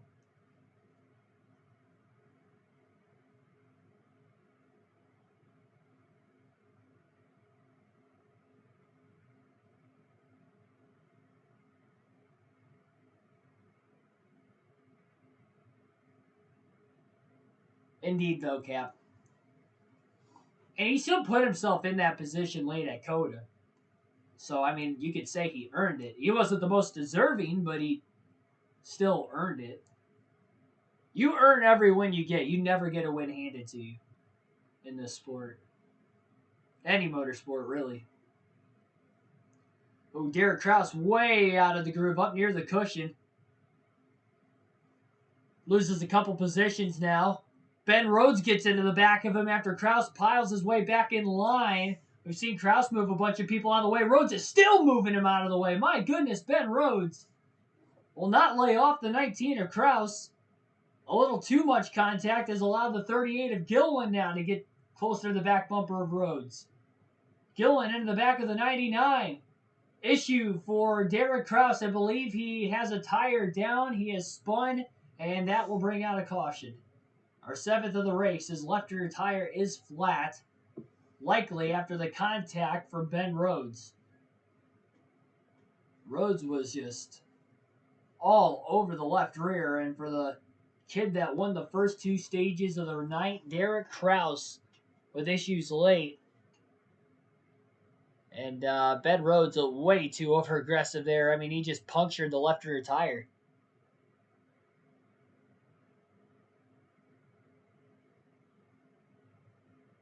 Man, hate to see it.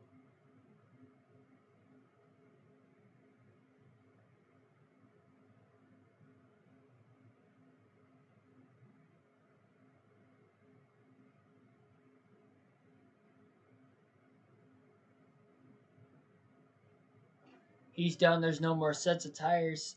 Well, they could throw the tires they've already used back on the car if they need to, just to get to the end of the race. But he's gonna have old tires.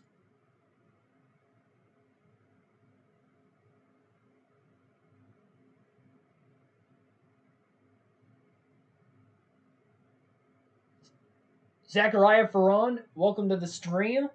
Is Hocevar gonna win? He very well could. He currently, he took the lead on the restart. Chandler Smith got it back.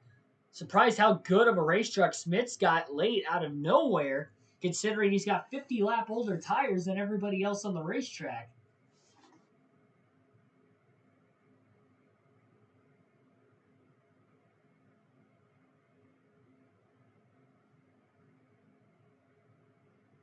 I think Ben Rhodes is trying to run near the wall to maybe get that piece of the right front fender. Almost looks like the bumper is pulled out, and that's what's sticking out of the right front of the race truck.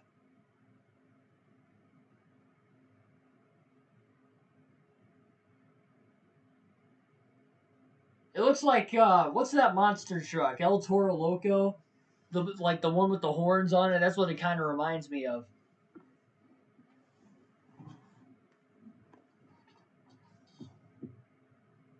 Yeah, Deegan gained a couple spots on the restart. She's still got a ways to go. She does have some drivers on older tires ahead too. Jake Griffin. Actually, Jake Griffin's the only one. Well, Chandler Smith, but Smith is surprisingly still out in front. Lost power right at the beginning of the race. I have bets for Hocevar, Smith, and also Barry. Yeah, they're all running really good. Chandler Smith, Carson Hocevar 1-2, and Josh Berry is 4th. Barry won a heat race earlier today as well. Won heat race number 1. And he's been in the top 5 pretty much all day. Hasn't looked like he can contend for the win, but you never know with these late race restarts. Anything could happen there.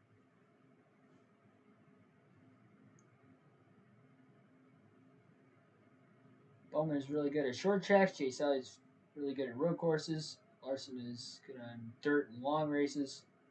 Byron is all right at anything Hendrick has set. Very true. Very true. I think the best thing, like, those are the specialties for the drivers you just named, but they're all pretty good everywhere. Like, yeah, they all have the thing that they're best at, and they outshine there compared to those other track sets. Like, Elliott isn't as good on mile and a halves as what he is at road courses, but he's still pretty good on mile and a halves. Larson's not as good on road courses as what he is at, mile and a halves and short tracks, but he still runs well on road courses. Byron is pretty good on road courses, honestly. Mile and a halves is probably his specialty if I had to pick one, but He runs pretty well on road courses too. Consistent. Bowman's been getting better at road courses the last couple of years also. But yeah, he's kind of that short track guy for the most part. But then he won at Pocono this year, and so I mean, yeah, there's a lot. Larson's good everywhere. Yeah, Larson is good everywhere. Barry's odds were 77-1. Worth putting 10 to win $770. Those were his odds. That's really. I should have hopped on that too. I usually don't bet for the truck and Xfinity races, but I feel like it's more of a lottery usually. Except for this year, John Hunter Nemechek's been winning a lot. Or whenever Kyle Busch is in, you can count on him finishing up towards the front too. Lights are out on the pace truck. They'll be going green this time. 39 laps to go. Chandler Smith again will restart on the inside lane. Hocevar got to the lead on the outside the last time because Smith spun his tires having older tires. And this time, Hocevar gets the launch again as the 18 just cannot get the run. And now he gets underneath Hocevar. He tries to move him out of the way. Hocevar was clear on entry into the corner, but Smith moves him up the racetrack in the center. Dives it deep into the corner now in 3 and 4, and he clears Carson Hocevar. And the two rookies running 1-2 here tonight at Knoxville. Chandler Smith on old tires is back out in front. Contact further back between Austin Hill and John Hunter Nemechek. Really bumping all the way around this racetrack. I mean, it's hard to call out every little bit of contact. Chase Briscoe now into the back of Sheldon Creed, just outside the top 10. Shoves him into the back of the 99 of Ben Rhodes as they are mostly in a single file line on the inside once again. This race has turned into a one-groove track since the beginning of Stage 2. The multi-groove racing has been no longer. Ben Rhodes just about gets turned down the front stretch from Sheldon Creed.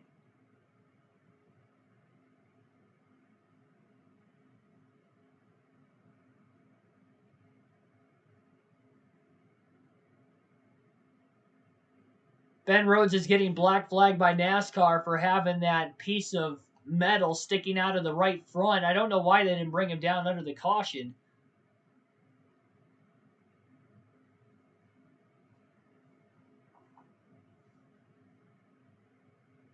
Caution is out. This could save Ben Rhodes.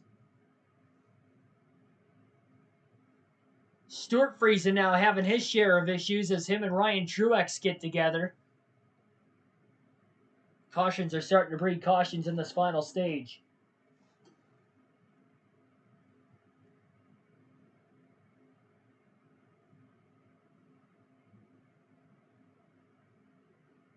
You're awesome, dude. Thanks. Yeah, hey, no problem.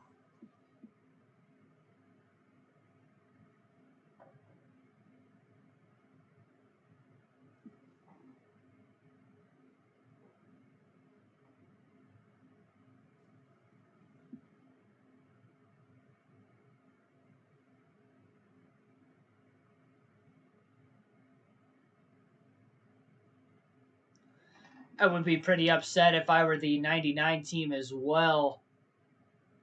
That they black flagged him as they were going green and not under the caution to take that fender off. It looked like Sheldon Creed just shot Austin Wayne Self into the 52 of Stuart Friesen, which caused them to turn around. And then much further back in the pack is where Ryan Truex slams into the right rear of Stuart Friesen, much like when Alexander slammed into the right rear of Jessica Friesen earlier in the race.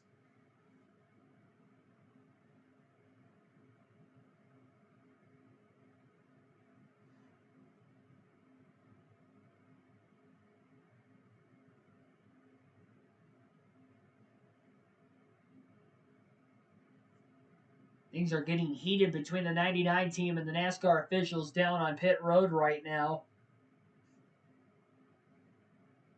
They want an explanation for why the black flag wasn't granted under the caution.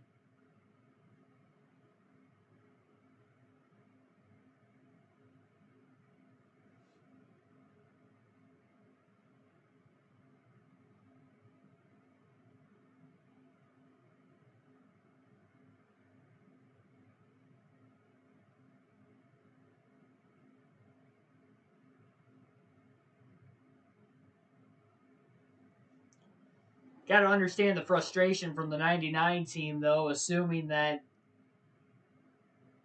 NASCAR did wait until the green flag, which is probably why they are arguing. Unless NASCAR did give them the wave and they didn't get the communication, there's a miscommunication there. What's up with Deegan? Did she hit the wall? She did back on lap like 3 or 4 at the beginning of the race. She got into the outside wall off turn 4, and then Sheldon Creed got into the left side of her trying to get off of basically when Deegan was in the wall. That took up the exit line for Creed early in the race. So both those trucks have damage from that incident. Deegan got the worst of it because she kind of got sandwiched between Creed and the wall. Just kind of overdrove the truck a little too early in the race. Again, lap like 3 or 4. It was really, really early.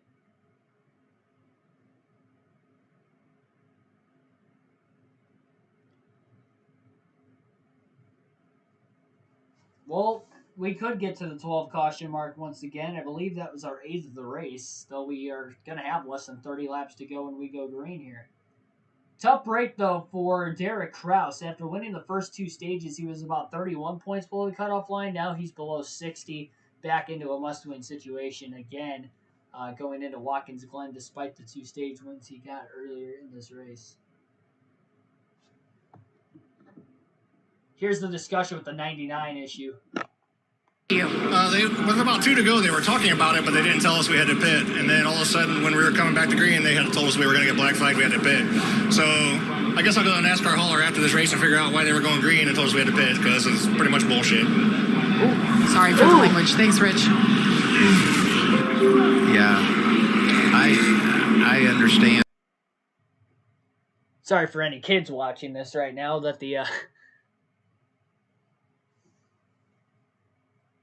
that'll be a fine from Fox Sports and NASCAR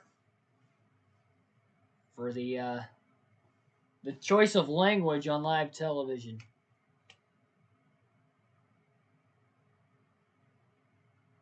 That was the crew chief of Ben Rhodes discussing his issue with the NASCAR officials.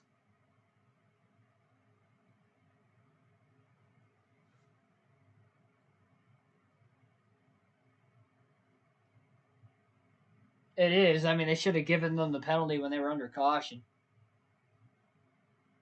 But now they are 2 laps down. Chandler Smith on the inside. Hocevar again on the outside. Green flag back in the air. 29 laps to go at Knoxville. Hocevar again clears with a great restart on the outside. Smith continues to go to the bottom, but he's kind of stuck with those older tires. He just can't get a good launch on these restarts, but it seems like a couple laps after the fact, he's all right. Contact further back as Austin Hill drills the 25 truck. Josh Berry sends him way up the racetrack. Now they're 3 wide off the exit of turn 4. Briscoe into the back bumper of the 38. Berry tries to squeeze himself, but he was 3 wide still into turn 1 with Ankrum and Austin Wayne Self underneath him. And now there's a tire rub on the right front of Austin Wayne Self. Will that truck be able to make it back to the finish? Battle for the lead at the front. Chandler Smith gets back around Hocevar, who slid way up the racetrack. Matt Crafton out of second place. Smith leads with 27 to go.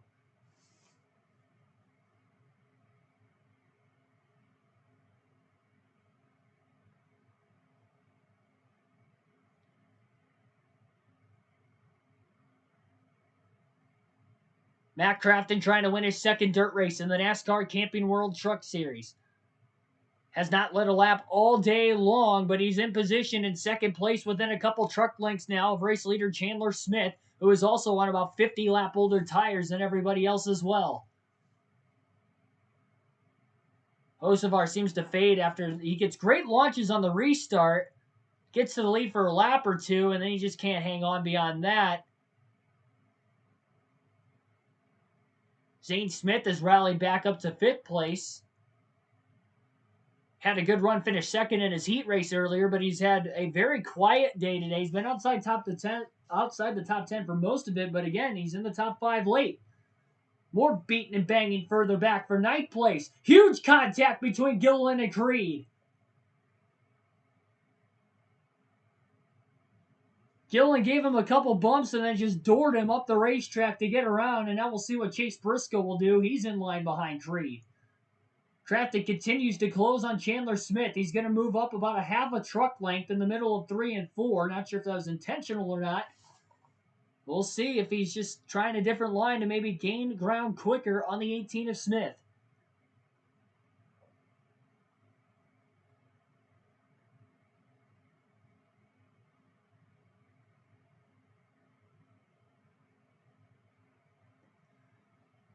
And Finger and Hocevar still battling right now for third.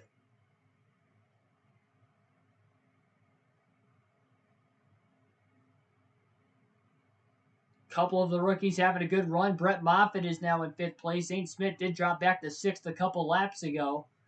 Smith is slowly starting to gap the 88 of Crafton, but there will be lap traffic if we stay green to the end. And that will likely become a very, very big factor in who will win this race. And now we're going to get another caution. Further back in the pack, the 0-2 of Chris Windham has a flat right front tire. Heavy damage to the front of his race truck. So more tire issues. Another stalling on the racetrack with the flat tire on Windham's race truck, bringing out another caution. Our 9th of the race with less than 20 to go.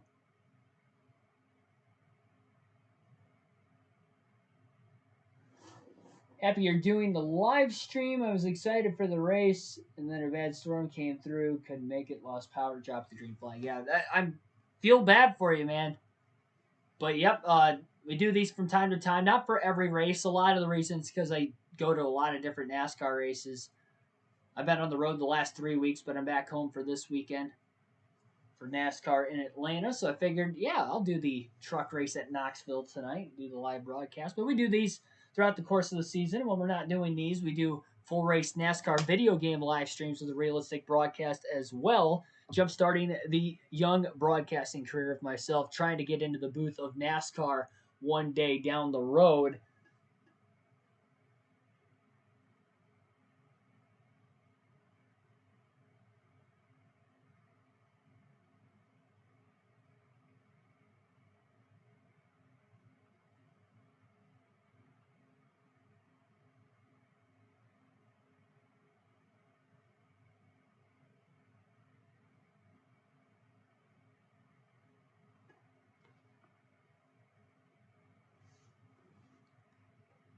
How about a shout out to Norm Benning being on the lead lap, getting the free pass during this caution.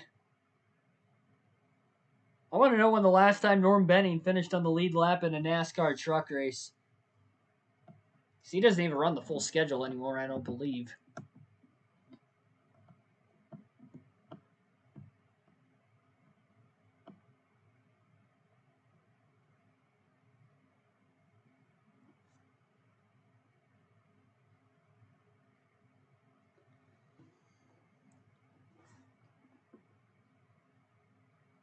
Again, next live stream on the channel will be tomorrow night. NASCAR 2005 Chase for the Cup.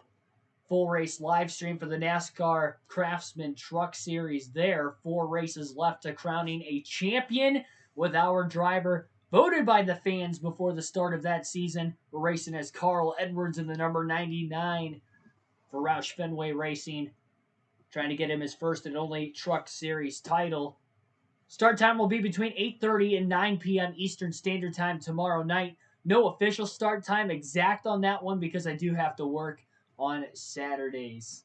Only Saturdays I don't work is when I'm traveling to the racetrack for a NASCAR race weekend. But otherwise, I'm working Fridays and Saturdays. So I'm taking over the team tonight, being up extra late on a work night.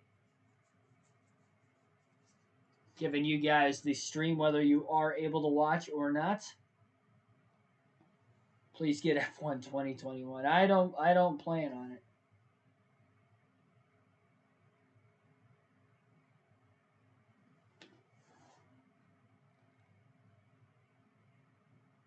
When's the next F1 game supposed to come out?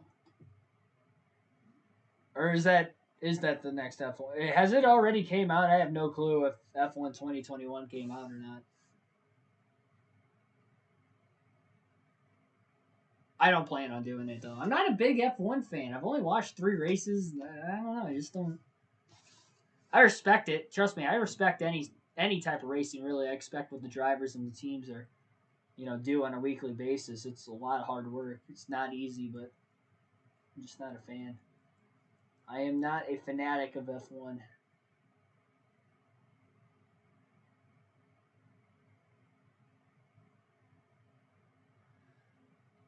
NASCAR going to give him the one to go signal. Chandler Smith again will restart from the lead on the inside lane. We'll see if Crafton could get to the lead if he times this restart out. Hocevar will restart in third on the inside. We'll see if he'll take it 3 wide into turn 1. He's been having great launches on the restart so far.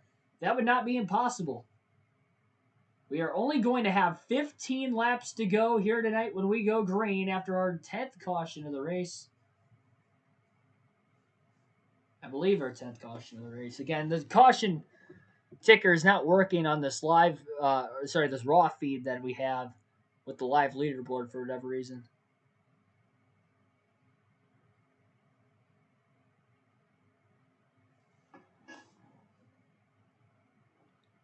NASCAR has waved off the one to go signal, so they'll give them one to go this time by. We'll have 14 laps to go now in the next restart, amping things up a little bit more.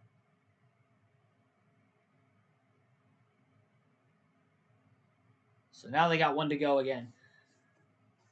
We'll see.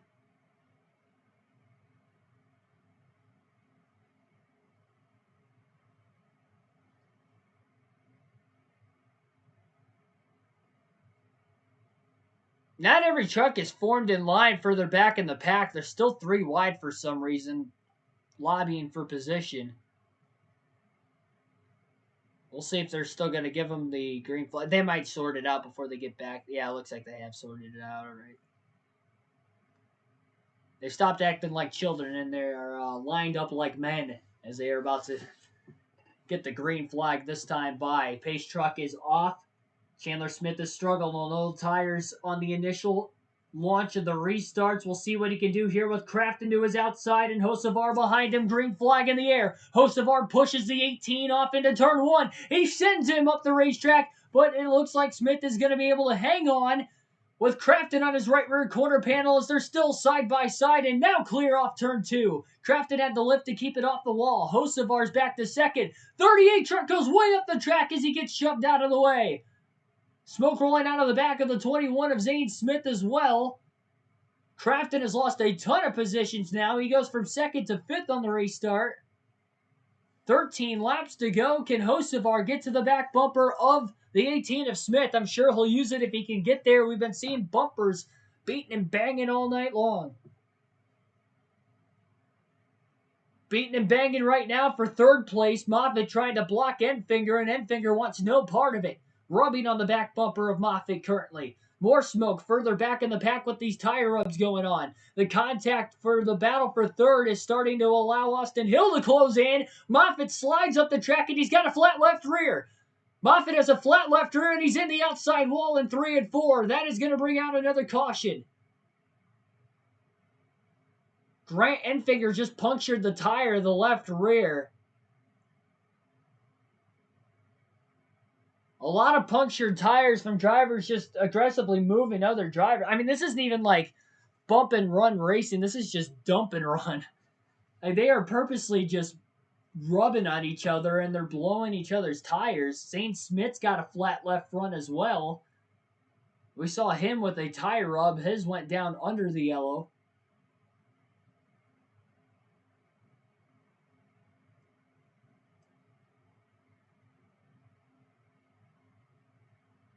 Smith is going to have to pit here during this caution.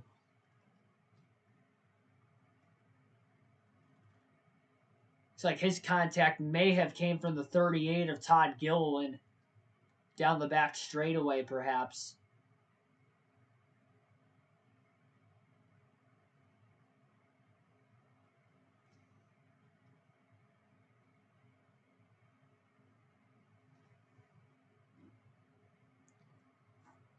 Chandler Smith, Carson Hocevar will be 1-2 on the next restart.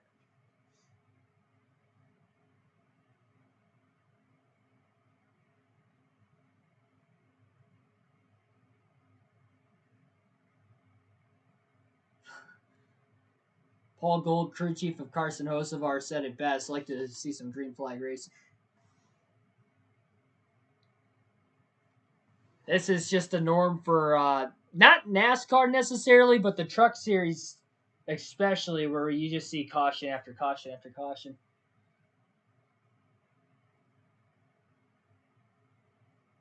(2021) Baku wants to have what, with me or with somebody else?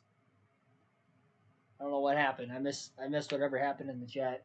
I try not to look at the chat too much during the green flag action because you guys might be ahead of me. Again, I watch all my live sports, which, you know, is mostly NASCAR on Hulu streaming device. But with the delayed chat too, it's actually pretty even with the chat, so works out. We got 15 people watching right now. Thanks for everybody tuning in. Under another caution right now after a blown tire, bringing out a yellow there. Not the first and might not be the last of the day. We'll see if this next restart could be the final one of the race. Again, Zane Smith is currently on pit road. He'll have to change that left front as well. It is also flat on his truck. Enfinger had cut the left rear tire of Brett Moffitt's race truck down. And after that left rear was flat, Moffitt had gone for a spin.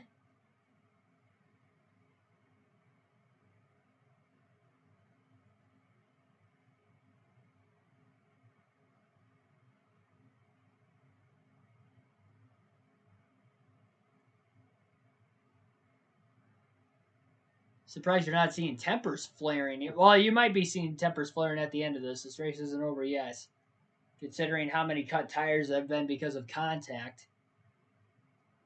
Wasn't that many in this race until this final stage where drivers are just going in over their head, overly aggressive. There's just there's no racing etiquette in the truck series. I mean, that's the problem with it. Like, I don't watch every truck race. A large reason is because I used to watch like all three of the top series all the time. The Cup series can't miss, and I do watch more Xfinity, but there's like no racing etiquette with the truck series at all. It doesn't matter whether it's a super speedway, a short track, an intermediate.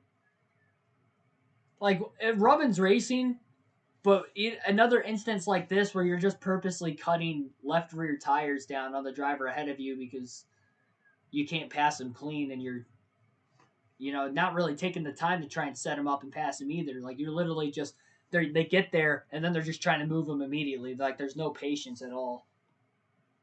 Some of it is because of the shorter race length, but a lot of it, I mean, it all lays in the driver's hands at the end of it. Pace truck is pulling off the racetrack. 6 laps to go for the restart.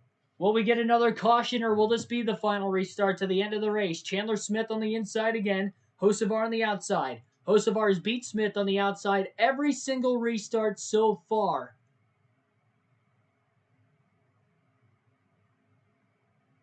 And they brought the pace truck back out there for another caution lap, so it looks like we're going to have 5 laps to go on the restart now.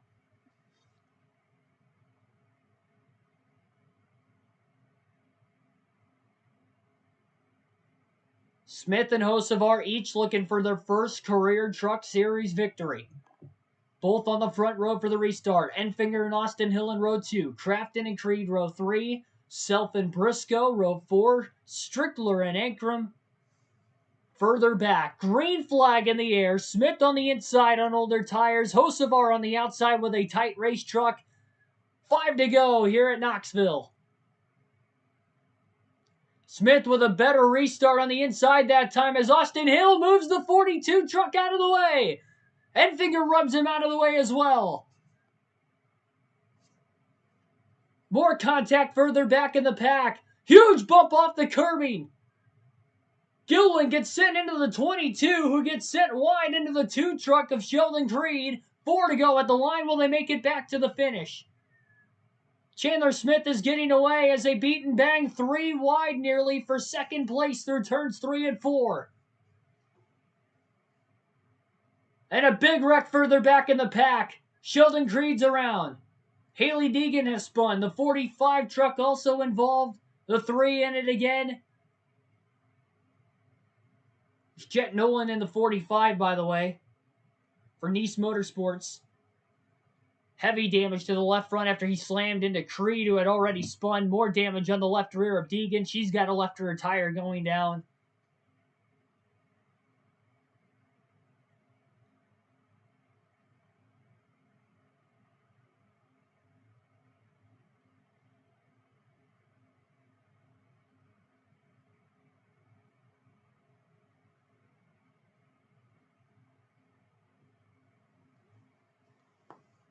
One green flag lap in there. We get another caution, and it looks like we're going to overtime.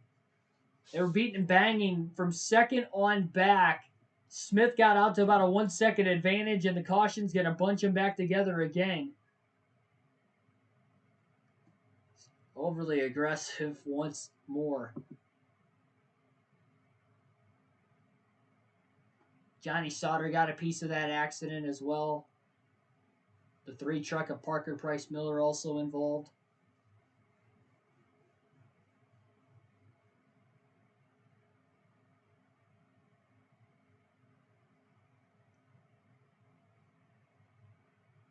And Osavar is going to get another chance on this restart, it looks like. Actually, Austin Hill's going to be in second on the restart this time.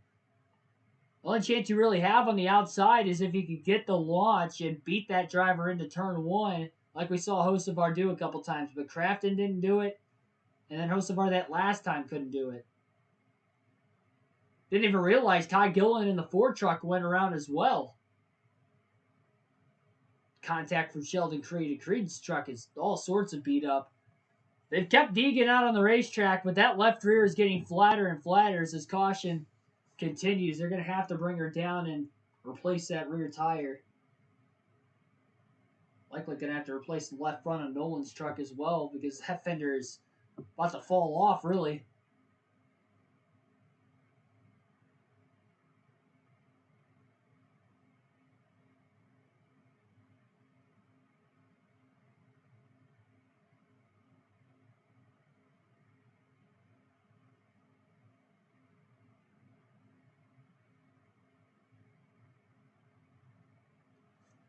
That 2 truck of Sheldon Creed is all sorts of beat up right now. My goodness.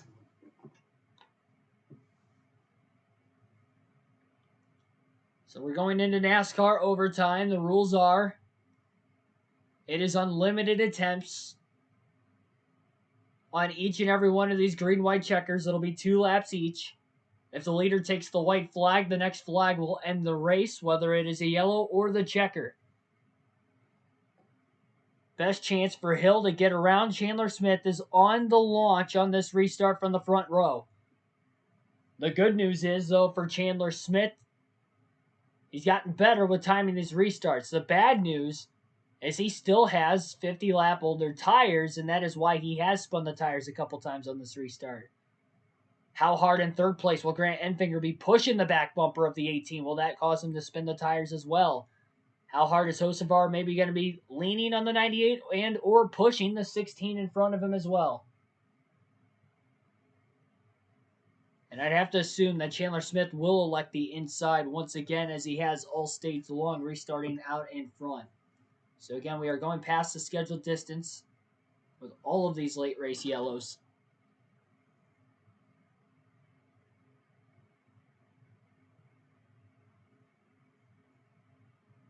Deegan's finally brought that truck on the pit road for the team to replace the left rear. I don't know why they waited so long into the caution, but maybe pit road was closed. They could have been closed. Her rough season's going to continue. Just got beaten, banged around all night like a lot of these other innocent bystanders around this racetrack. Griffin also on older tires. He's still in the top 10 and 8th as well. Good job for him as well. Well, now will this be the final restart? And hopefully, for my sake, we don't get any more overtimes, because I need to get to bed as soon as possible, because I have to work tomorrow morning. I have to wake up for work in like 6 hours. We need a little less than 6 hours.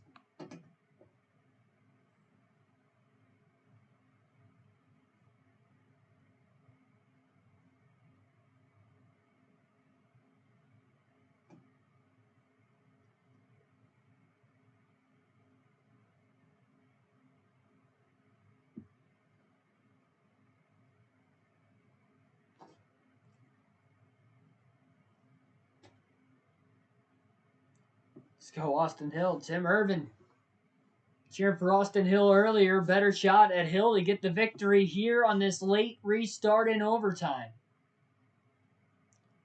2 laps. Can anybody beat Chandler Smith?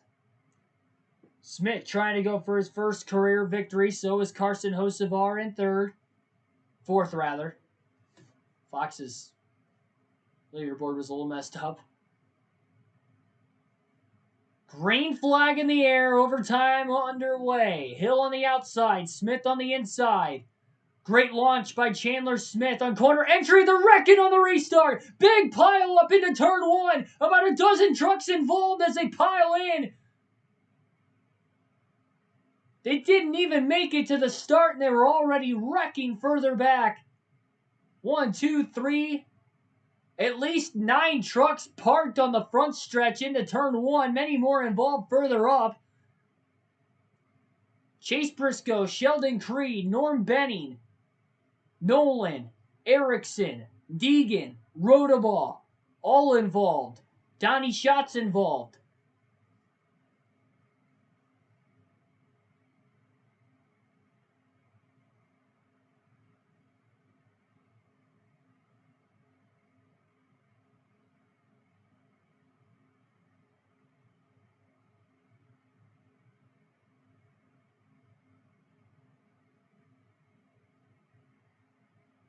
Red flag immediately.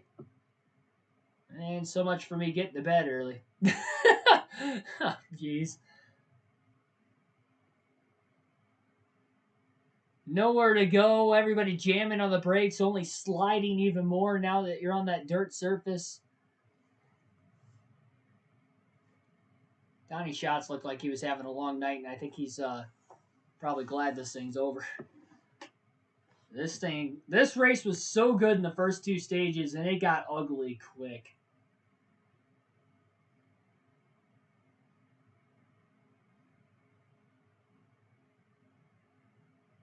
It looked like the crash started about in the 4th row in the restart, and there was just nowhere for anybody to go further back.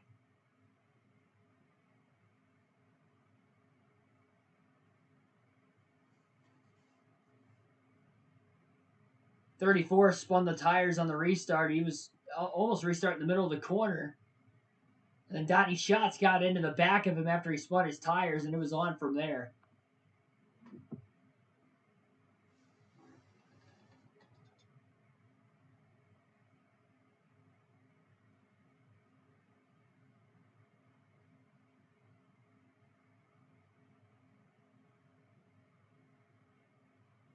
Indeed, Tim. Indeed. Joe Harris, welcome to the stream. What a joke. It is. It's not NASCAR on dirt. That's the issue here. It's the truck series in general. That's the issue. Because it's not like we have only seen this with the dirt races. We have seen it more particularly in the truck dirt races over the last few years. But it's the truck race in general. We saw it at Darlington this year where they had a great race until like the final 15 to 20 laps, and we just kept having wreck after wreck after wreck. Then we had that big one on a restart, much like we did here at Knoxville. Honestly, this is like a carbon copy of what the Darlington race was. That's why some of them never make it past the truck. That's exactly true, Joe.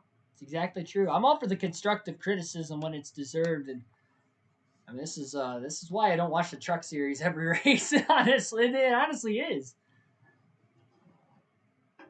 Even when I go to the track on a race weekend, it's like a lot of people love the truck series, and I think it's just because they like seeing demolition derbies. And if you want to see a demolition derby, go to your local racetrack for a demolition derby. A top 3 series in America for stock car racing should not have this on a week-to-week basis. It's not every week. I will say it's not every week, but it is over 50% of the races turn into this. And this is just another casualty of that. Haley Deegan, Sheldon Creed, Chris Windham, Chase Briscoe, Norm Benning, Cody Rodabaugh, Tanner Gray, Donnie Schatz, Josh Berry, Devin Rouse, Jake Griffin, Cody Erickson, and Jet Nolan all involved in the accident. 13 trucks total.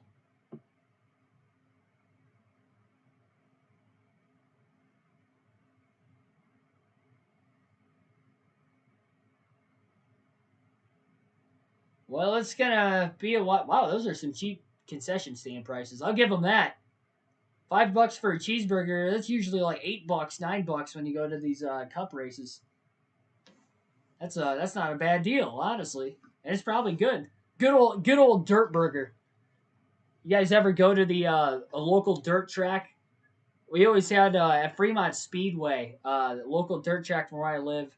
I have like 4 dirt tracks within 2 hours of me that host World of Outlaw events at least once, if not more than once every year. And anyway, my local dirt track, I used to go there like once or twice a month growing up as a kid, all the time.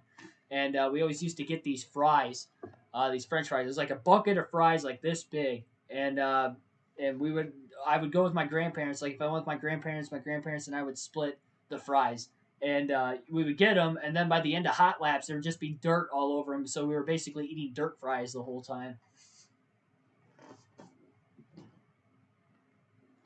I can't say I've done a lot of redneck stuff. That might be the most redneck thing I think I've ever done. Eating dirt fries at the racetrack. I would try to eat them as quick as I can, so that way I could like eat them before the hot lap started, before I would get dirt on them. But it didn't help. We sat on the exit of turn 4 every time, so the dirt would be flinging. That's where my grandparents loved sitting for some reason. I've always loved sitting on the start-finish line. That's why when I go to NASCAR races, I try to sit as close to the start-finish line as possible. Jacob Lang, welcome to the stream. Said Jake Griffin's truck got totaled. Yeah, Jake Griffin was involved too. Tough break because he was in the top 10 also. I believe he was what started that because he had spun his tires. And when he spun his tires, Donnie Schatz was lined up behind him and kind of got into him, and then they just stacked up, and there's no way for anybody else to really miss it further back, especially on dirt. If you jam the brakes, you're just going to slide, and you probably got, even if you get onto the brakes easily to slow it down, somebody else sliding into the back of you. Feel like we'll see one more wreck. I hope they get it back to the green quick. A lot of the trucks are still on the track that they're trying to clean up. There's probably a lot of oil and fluids on the racetrack, and this is prolonging my bedtime because I have to wake up for work in less than 6 hours. So this this is not looking good. Cap, remember when you said that the race is going to be over between 10:45 and 10:50 when we started the final stage, and then we just like got all these cautions one after another after another. Now we're under a red flag.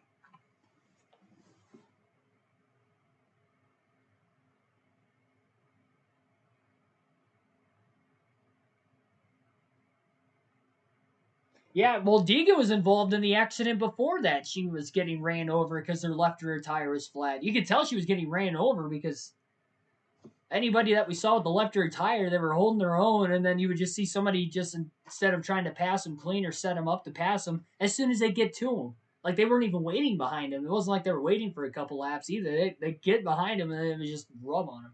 Here's Sheldon Creed's interview. From the driver's seat. I mean, the first 25 laps were so much fun. You could move around. There was a racetrack. And then we struggled there a little bit in the middle. I made a lot of ground, then kind of fell back, and you didn't want to start on the top. Had issues with the 19. He hit me like 3 different times. Kept moving my way back forward, would start on the outside, move back, and just try to keep my head down, not get frustrated with people there. And with 6 there with like 10 to go. I don't know where the 22 was going. I think he was going to win the race from 8. He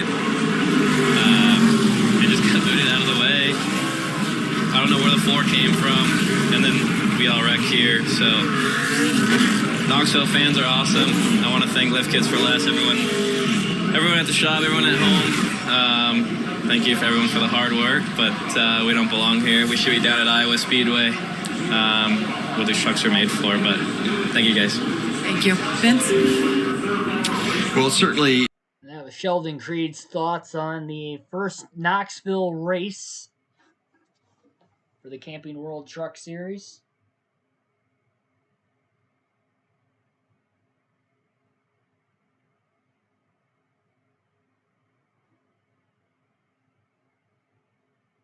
Earl Arnold Jr., welcome to the stream. Is Josh Berry getting points? No, he is technically racing for points in the Xfinity Series, but because he's not running full-time, he's not eligible for the playoffs either, so it's kind of weird. Here's Brett Moffitt's interview. and then try to get back to the bottom, and Grant was there and didn't cut any brakes, that's for sure, but that was I don't want to blame him all on that. It was as much my fault as it was his there. So yeah, well, I mean, that view's a little different, but it is what it is. Sucks to end that way, but we had a really fast Chevy Silverado that these guys brought me, and can't thank my partners enough. Concrete Supply, Destiny Homes, and everybody involved with this. It was kind of a last-minute deal, and they brought me a race-winning truck. It was hard fighting for the bottom on restarts there, trying to position yourself for that, but man, what a great race car, and this was a super fun dirt race for me, and I can't really say that about the past, so I enjoyed it here. When you go from a truck on the dirt here at Knoxville to an Xfinity car on the pavement down in Atlanta later this weekend, how do you wrap your mind around those changes and what you as a driver have to do? Well, I just like being in the car every chance I get. So, for me, it's reset. Head down to Atlanta in the morning and go and attack that race. I know we got some helpers coming with us from tonight, so I'm glad we got the truck race in to bring some more personnel to help out on the Xfinity car tomorrow, and hopefully we have a really fast Chevy Camaro there and can have another shot at a good run. Thank you, Brett. Former series champ. Didn't end up quite the way he had hoped it would tonight. I thought it was interesting as he was looking at that.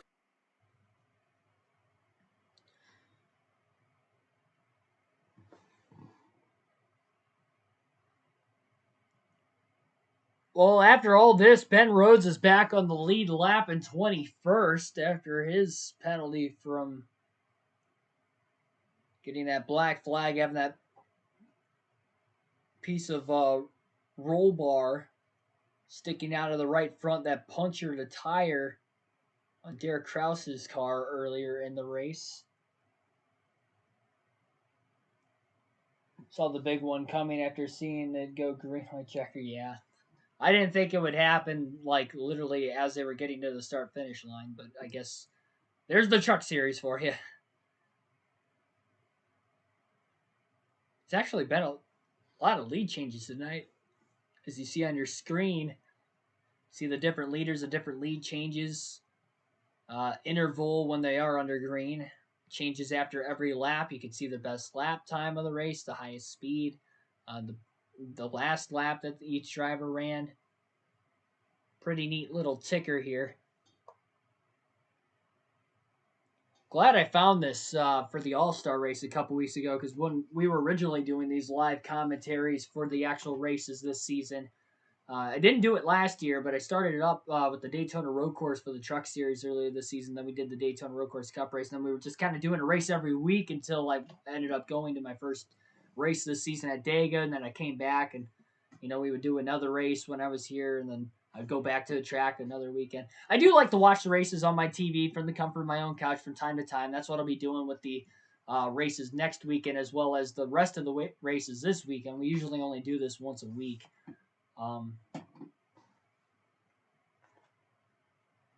Yeah. Will this be the 42 best finish? It's very well possible. We'll see. Still got a chance to win considering these restarts and how crazy they've been so far.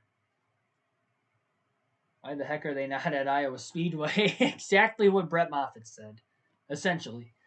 Not word for word, but he did mention that they should go back to Iowa Speedway. They should be racing at Knoxville.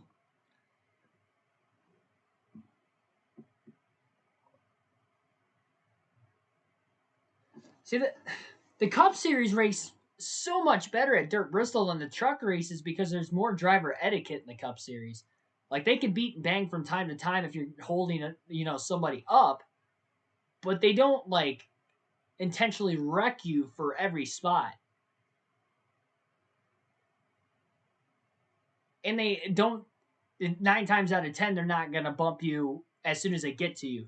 They're going to try to work around you, and if you're holding them up for a couple laps, they'll move you out of the way because you're holding them up. But they don't even do that in the Truck Series. I mean, there's just no driver etiquette at all. It's been like that. It never used to be like that when you had all those older veterans around like Ron Hornaday, Todd Bodine, Ted Musgrave, Mike Skinner, Jack Sprigg, all those guys that, had some Cup Series and Busch Series experience, they took care of each other. The truck series, the last couple years especially, they just don't do that. Everybody feels like Superman. Again, it doesn't matter whether it's a short track, super speedway. The short tracks are worse, but I'm all for Rubbins racing if it's, back and forth, competitive enough, and they're taking care of each other, not just dumping each other left and right. I like Knoxville now. I mean, I like Knoxville too, but... Well, there's our 12th caution of the race, by the way. Our lucky number, our prediction for 12 cautions. I didn't think we were going to get there. We only had 6. And then with 50 to go, we had 6 more in the final 50 laps, including our second overtime coming up here when they get back to green flag. They're still under the red for a 13-car pileup on restart into turn 1. And like, share, subscribe for more daily NASCAR content.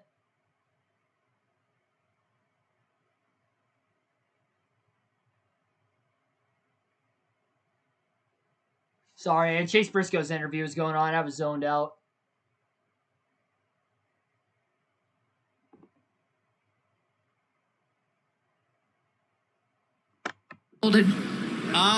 Yeah, definitely didn't start where we wanted to start. We started 30th. We got all the way up to, I think, about 13th or so, or 14th, and then we got hung up on the top, and you just can't go anywhere on the top. I mean, if you're not on the bottom, you're not really going to go anywhere, and we just kept getting shuffled, and then we finally made our way kind of back up there towards the end, and we had this green-white checkered, and I couldn't see anything. I mean, hell, I was blind the whole time going through that, and I just hate it for my guys and everybody. We had such a fast truck, so.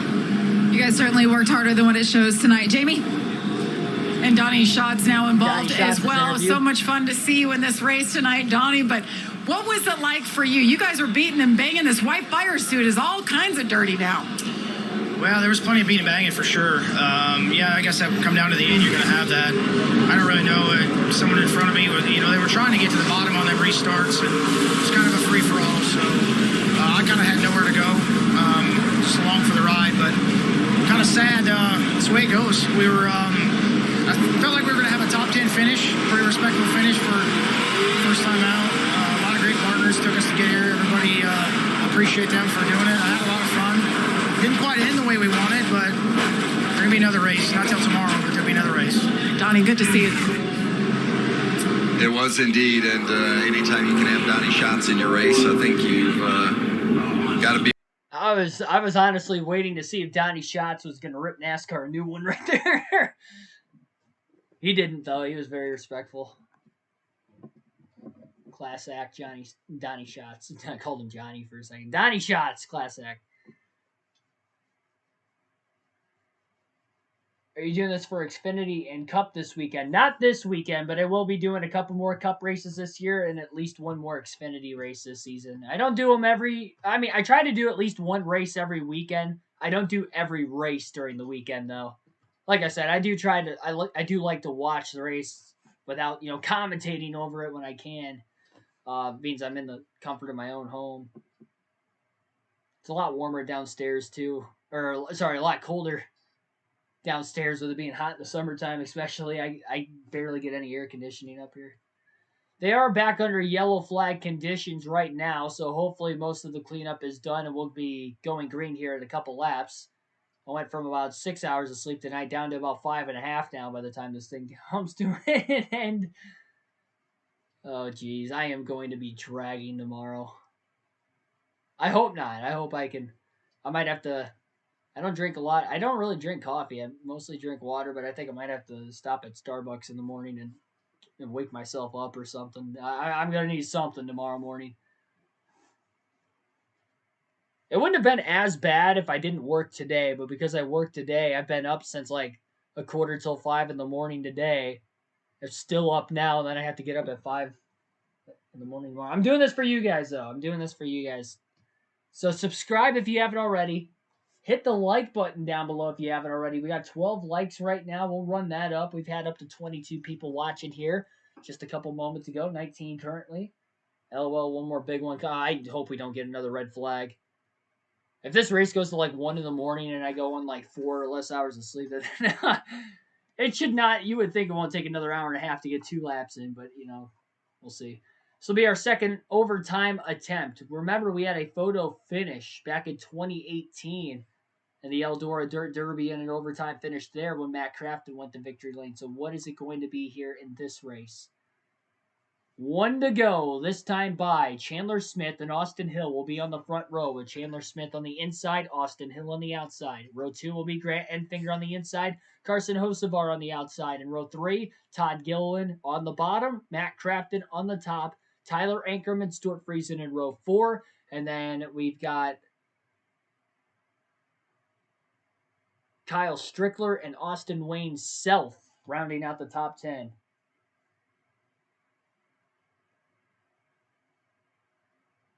Thank you for sticking out.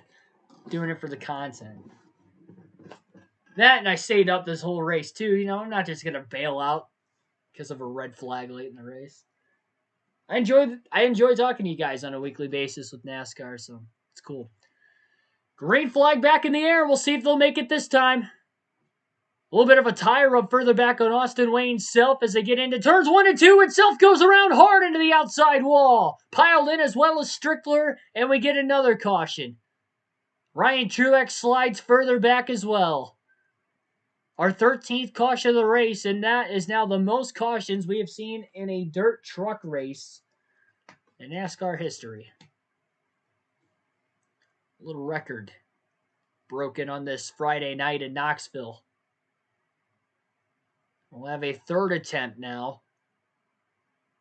I saw the tire smoke on Austin Wayne Self. His tire must have been flat from a contact that he might have gotten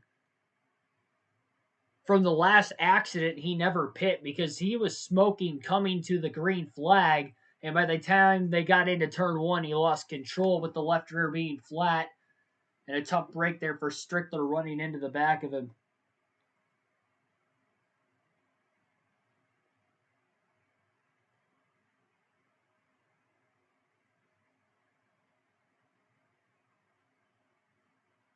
Danny Bone had quite a bit of contact on Strickler as well, but he was able to drive off, unlike the 3 that spun in the middle of turn 1 there. Derek Kraus got into the back of Strickler and sent him into the 22.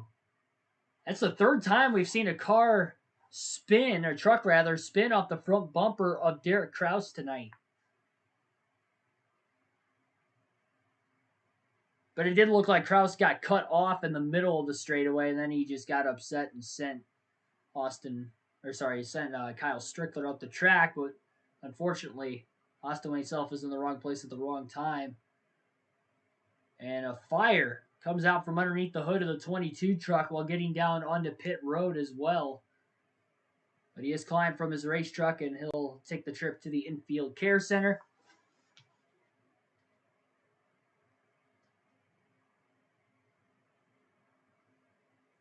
Just tell them let the top 4 race it out. Yeah. Derek Kraus is up to 9th. Danny Bone, who had a piece of that accident, is in 10th. 3rd overtime, and we are well past the scheduled distance. This was scheduled to be 150 laps. As you see on the ticker on our screen down below, we are at lap 162 and counting. So they got the kitty litter out on the racetrack. The speedy dry to help clean up the oil from out underneath the 22 of Austin Wayne Self after that last caution. County Fair Demolition Derby. Yes, it should be about time for, the county fairs to go on. Maybe it's the Iowa State Fair's Demolition Derby at the Knoxville Raceway 2021 this season. No, in all seriousness, though, I am getting pretty tired and I want this thing to come to an end. I usually try to stay in character, with these realistic broadcasts, but it's been a long day and I got to work again tomorrow. So it's kind of, I'm doing this for the dream here. Up to 28 people watching. Again, thank you for everybody tuning in late. 15 likes. Run the subscribe button up. Run the like button up. We got daily NASCAR content on the channel.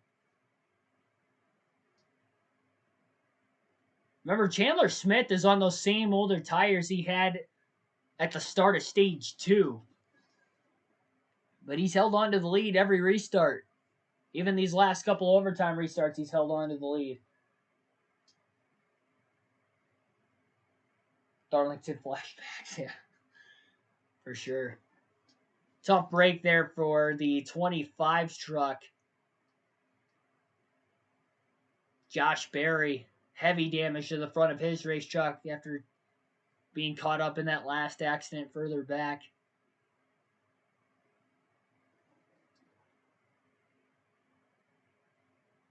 Give me Daytona vibes when rain is near. No, this is worse than Daytona when rain is near. Usually you only get a couple cautions, like 2 or 3. This has been like the final 50 laps. There's been a caution like every 5-6 laps.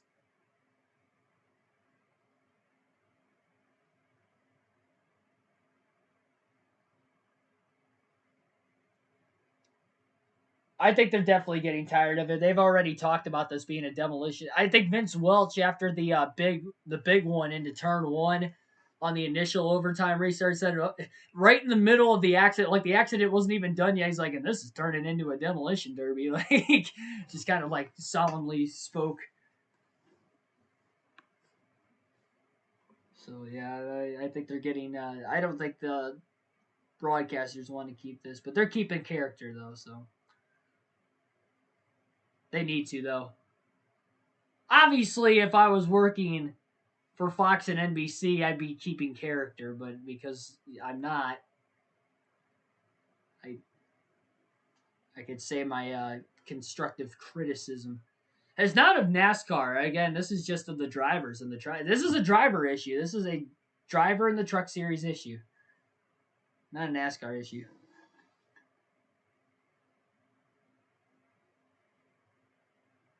I've seen it bad before, but this is about as bad as it gets. This might even be worse than Eldora 2019 when I was there in person. I remember the fans were booing because of all the crashes late in the race because they had like 2 or 3 overtimes like this. Not as big of crashes as what we've seen tonight, but as far as like amount of trucks involved, but the final stage was like every few laps.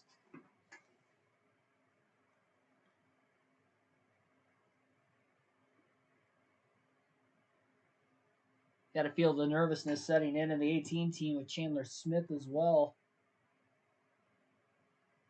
Dirt Martinsville, it's no.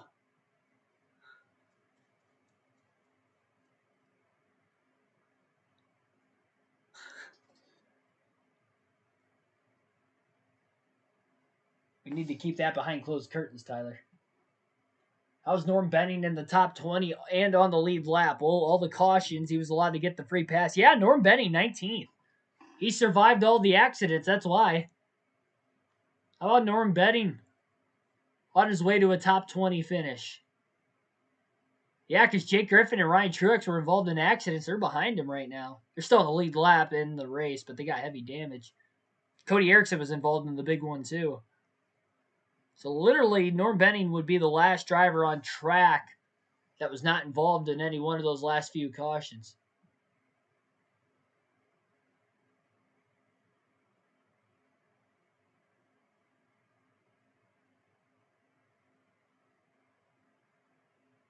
They're going 4 wide at the back of the pack right now, trying to lobby for their position on the racetrack, too. I didn't even realize Hailie Deegan has been in 2 wrecks, including the big one, and she's still in 13th. I thought she was out of the race, honestly.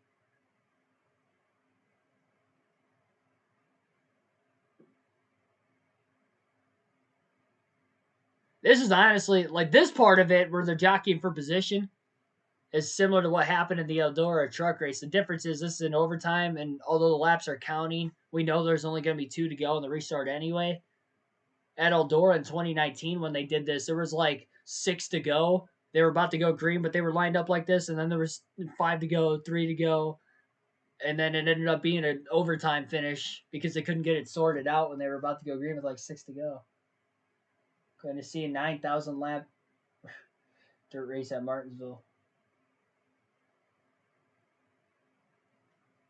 The trucks on dirt at Martinsville would probably be worse than this, considering how much tighter the track is.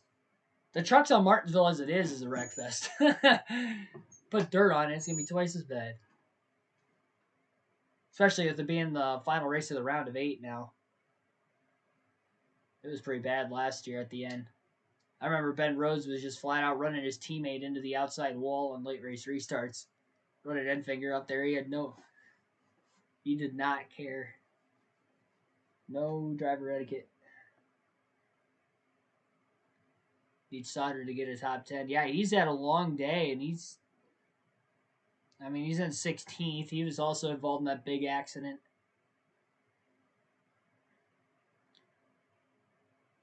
See, even our leaderboard is changing under caution because these guys can't get it sorted out because Deacon's now showing 15th. Danny Bone was at 11th. Now he's 13th. Rhodes is up to 11th.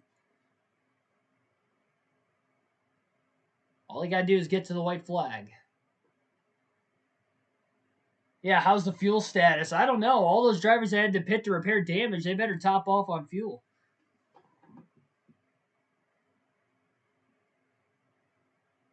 Especially for Chandler Smith, because remember, Smith stayed out of the pits during the stage break. So, everybody else should be good on fuel, but how much will Smith have?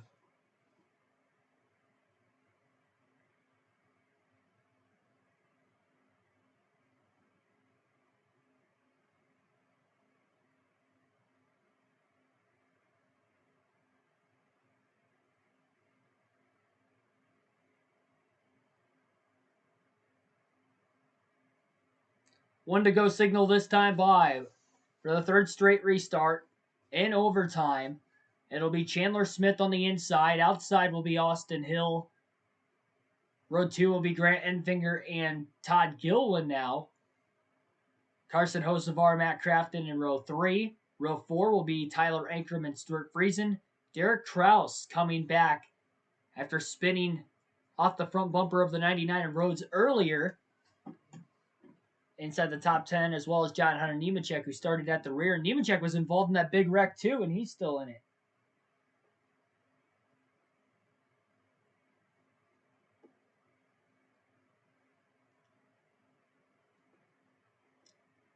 Third attempt at an overtime finish. Green flag back in the air.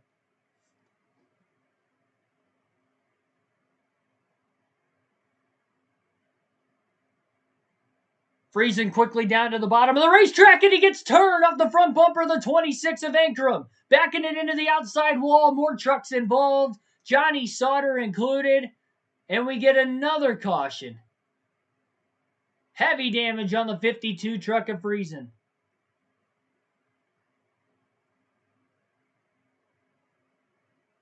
Friesen just got dumped.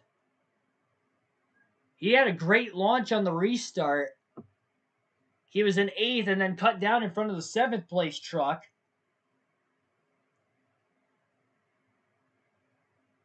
Danny Bone involved. I wonder if that was the one he... No, he didn't cut off Danny Bone because he was a couple rows ahead of him. Yeah, Ankrum stacked up on the restart. He just got into the back of him and turned him. He might have had a little help from behind from Kraus in the 19. Kraus could have gotten into the back of Ankrum, which put him into the 52 of Friesen. It was tough to tell. At the front, I believe Chandler Smith was still in the lead at the time of the caution. It might have been Austin Hill. They were very close. The leaderboard right now is actually showing Austin Hill in the lead. But we'll have to maybe see a couple replays to verify.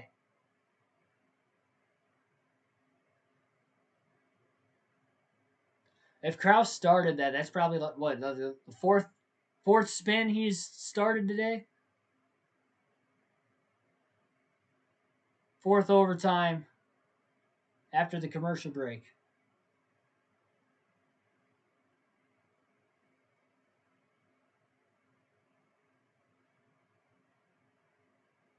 Kraus the comeback kid. Oh, when you dump every car in the field on top of it. This race should have been over an hour ago. We are literally in a fourth overtime. We had a red flag in the middle of these overtimes. I don't think I've seen him go past 3 overtimes since they implemented unlimited, because it used to be 3 was the max. Most overtimes in a NASCAR. Yeah, that's what I thought. I didn't think we've ever had more than 3. I guess we're seeing more history. It's our 14th caution of the race. Somebody down in the chat a while back said that we're going to get to lap 175. Just watch. Well, we're at lap 173. We're going to go past 175 by the time they clean this mess up and go green. Deegan's going to get a top 10 with a... Yeah. She's been damaged since lap 4, but she was involved in 2 accidents that weren't her fault as well. New guest, lap 188. I'm going to be pulling an all-nighter. It's going to be like 4 o'clock in the morning. I'm going to be like, I might as well just go to work now. I got to get up in an hour anyway. I've thought about refilling my water a couple times here late, too. 31 people watching. Thanks for everybody tuning in. Only 15 likes. Hit the like button. Subscribe if you haven't already for more daily NASCAR content. We do live commentary of NASCAR races, as you're seeing here tonight, as well as NASCAR video game races, and the jumpstart of my young broadcasting career in the hopes of one day getting into the broadcast booth in NASCAR.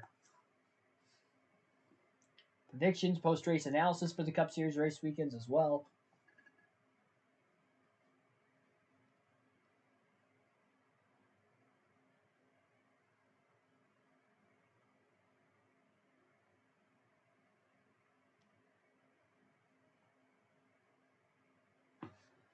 So Austin Hill actually got a good jump on the restart and had just inches ahead of Chandler Smith at the time of the yellow. And with Smith being on older tires for this next restart, if he's in the outside groove, I don't know if he's going to be able to get the launch to get around Hill.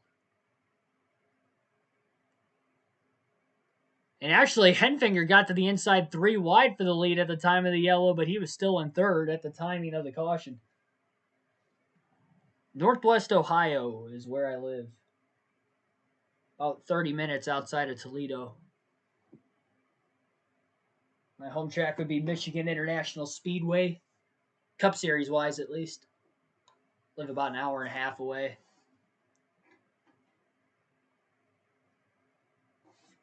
About 2 hours north of Eldora.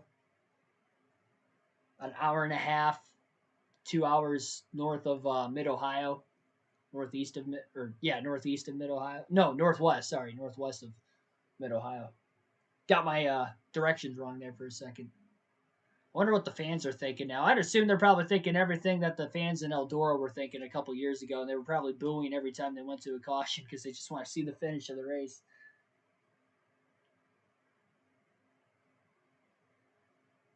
Grew up just outside of Akron. Nice. I live probably about an hour, 20 minutes from Akron, if I had to guess. This race is over 2.5 hours long. And it was only 150 laps on a half-mile track. Let that sink in.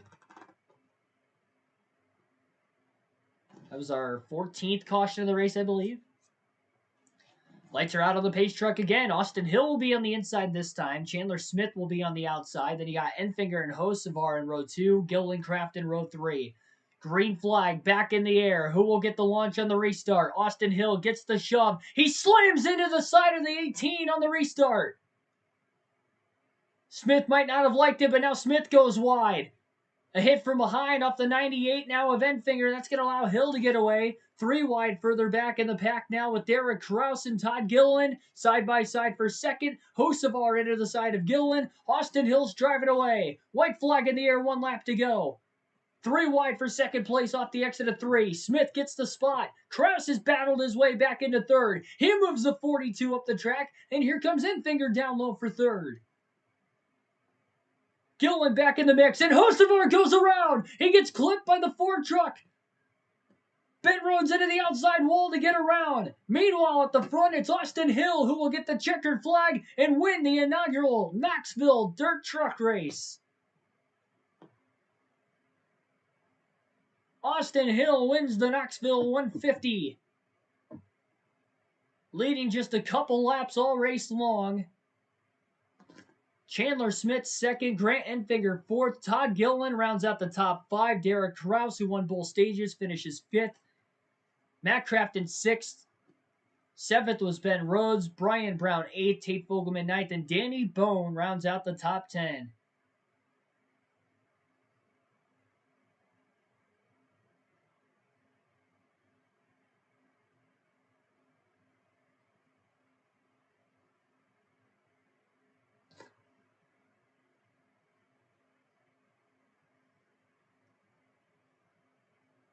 Tyler Ankrum just spun Derek Kraus after the finish of the race, and he wasn't the first driver to do that. We mentioned Kraus had spun probably 4 drivers in this race, 3 or 4 at least in this race. The fireworks are going off down the backstretch.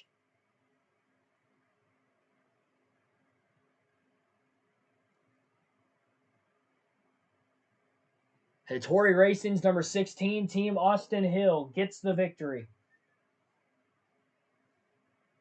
4 overtimes, 179 laps out of a scheduled 150, and now a dirt burnout for Austin Hill. More playoff points going for him before the start of the playoffs in a couple races. And Chandler Smith, career best second place finish. He led on every restart in overtime except for the last 2.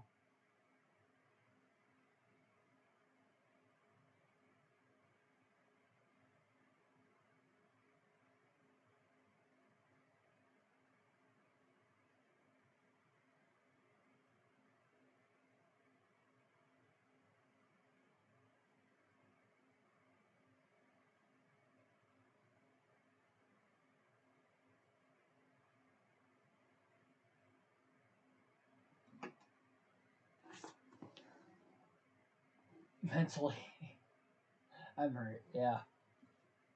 Still say John Hunter Nemechek is championship favorite for sure. How could he not?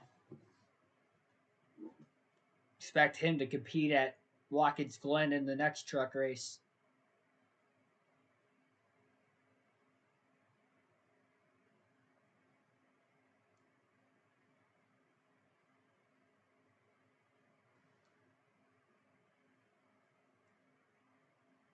Chandler Smith's interview. Despite that, you were able to lead so many laps of this race. How did you do that? Yeah, overall, I just got to thank Danny and everybody on this number 18 JBL Toyota Tundra team. They worked their tails off on this thing. We got it right in practice. Kind of fell back. I couldn't run the top. We made it work on the bottom. So we needed some track position, led all those laps, and I don't think the call was right, to be honest with you, that they made. But it is what it is, I guess. I guess that's part of it.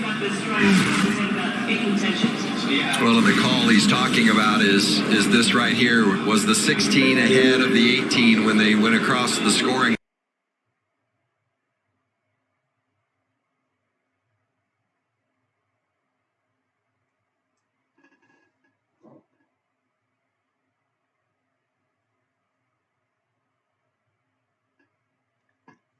Alrighty, waiting for Austin Hill's interview, and then we'll take a quick rundown. Well, we'll take a rundown of the top 10 here once again. First, Austin Hill with the win, Chandler Smith second, Grant Enfinger third, Todd Gilliland fourth, Derek Kraus fifth, Matt Crafton sixth, Ben Rhodes seventh, Brian Brown comes back to finish eighth, Tate Fogelman ninth, and Danny Bone with all head damage finishes and rounds out the top 10. We'll have an interview from Austin Hill, and then I have to hit the hay because I got to go to work. Oh, geez. What a night.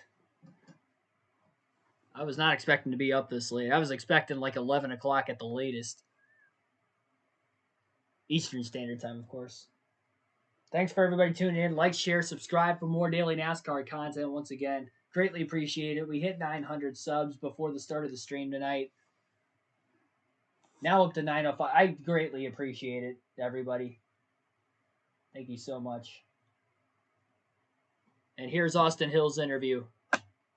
For this first win, and it happens right here at Knoxville on dirt. Austin, how did you pull that one off?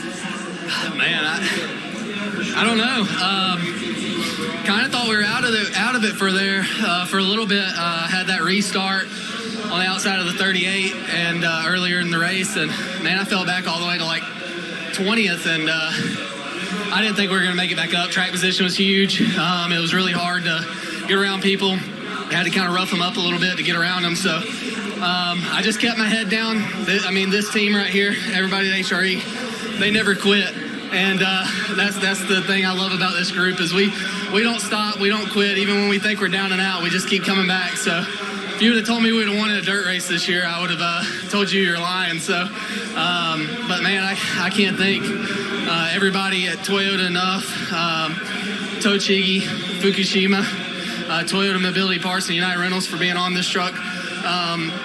And just Jack Irvin, Tyler Gibbs, just everybody that has helped me get to where I'm at. My parents, my family. This is awesome. I don't know if Lindley or Kinsley's up still watching this, but I love you too, and hopefully I'll be home here in a few hours and we can celebrate a little bit before we go to bed. But this is awesome. This is so awesome. It took a while to get there, but it was well worth the wait for Austin Hill, who wins at Knoxville. Yes. All right, that is going to wrap it up here tonight, ladies and gentlemen. Thanks for everybody watching here on this one.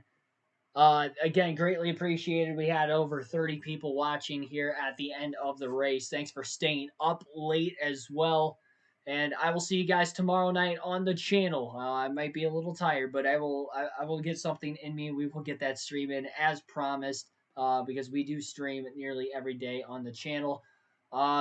Yeah, NASCAR 05 Truck Series Racing. I believe Martinsville's the next race, if I remember right. I can't quite remember. It's been a little over a week since we played NASCAR 05.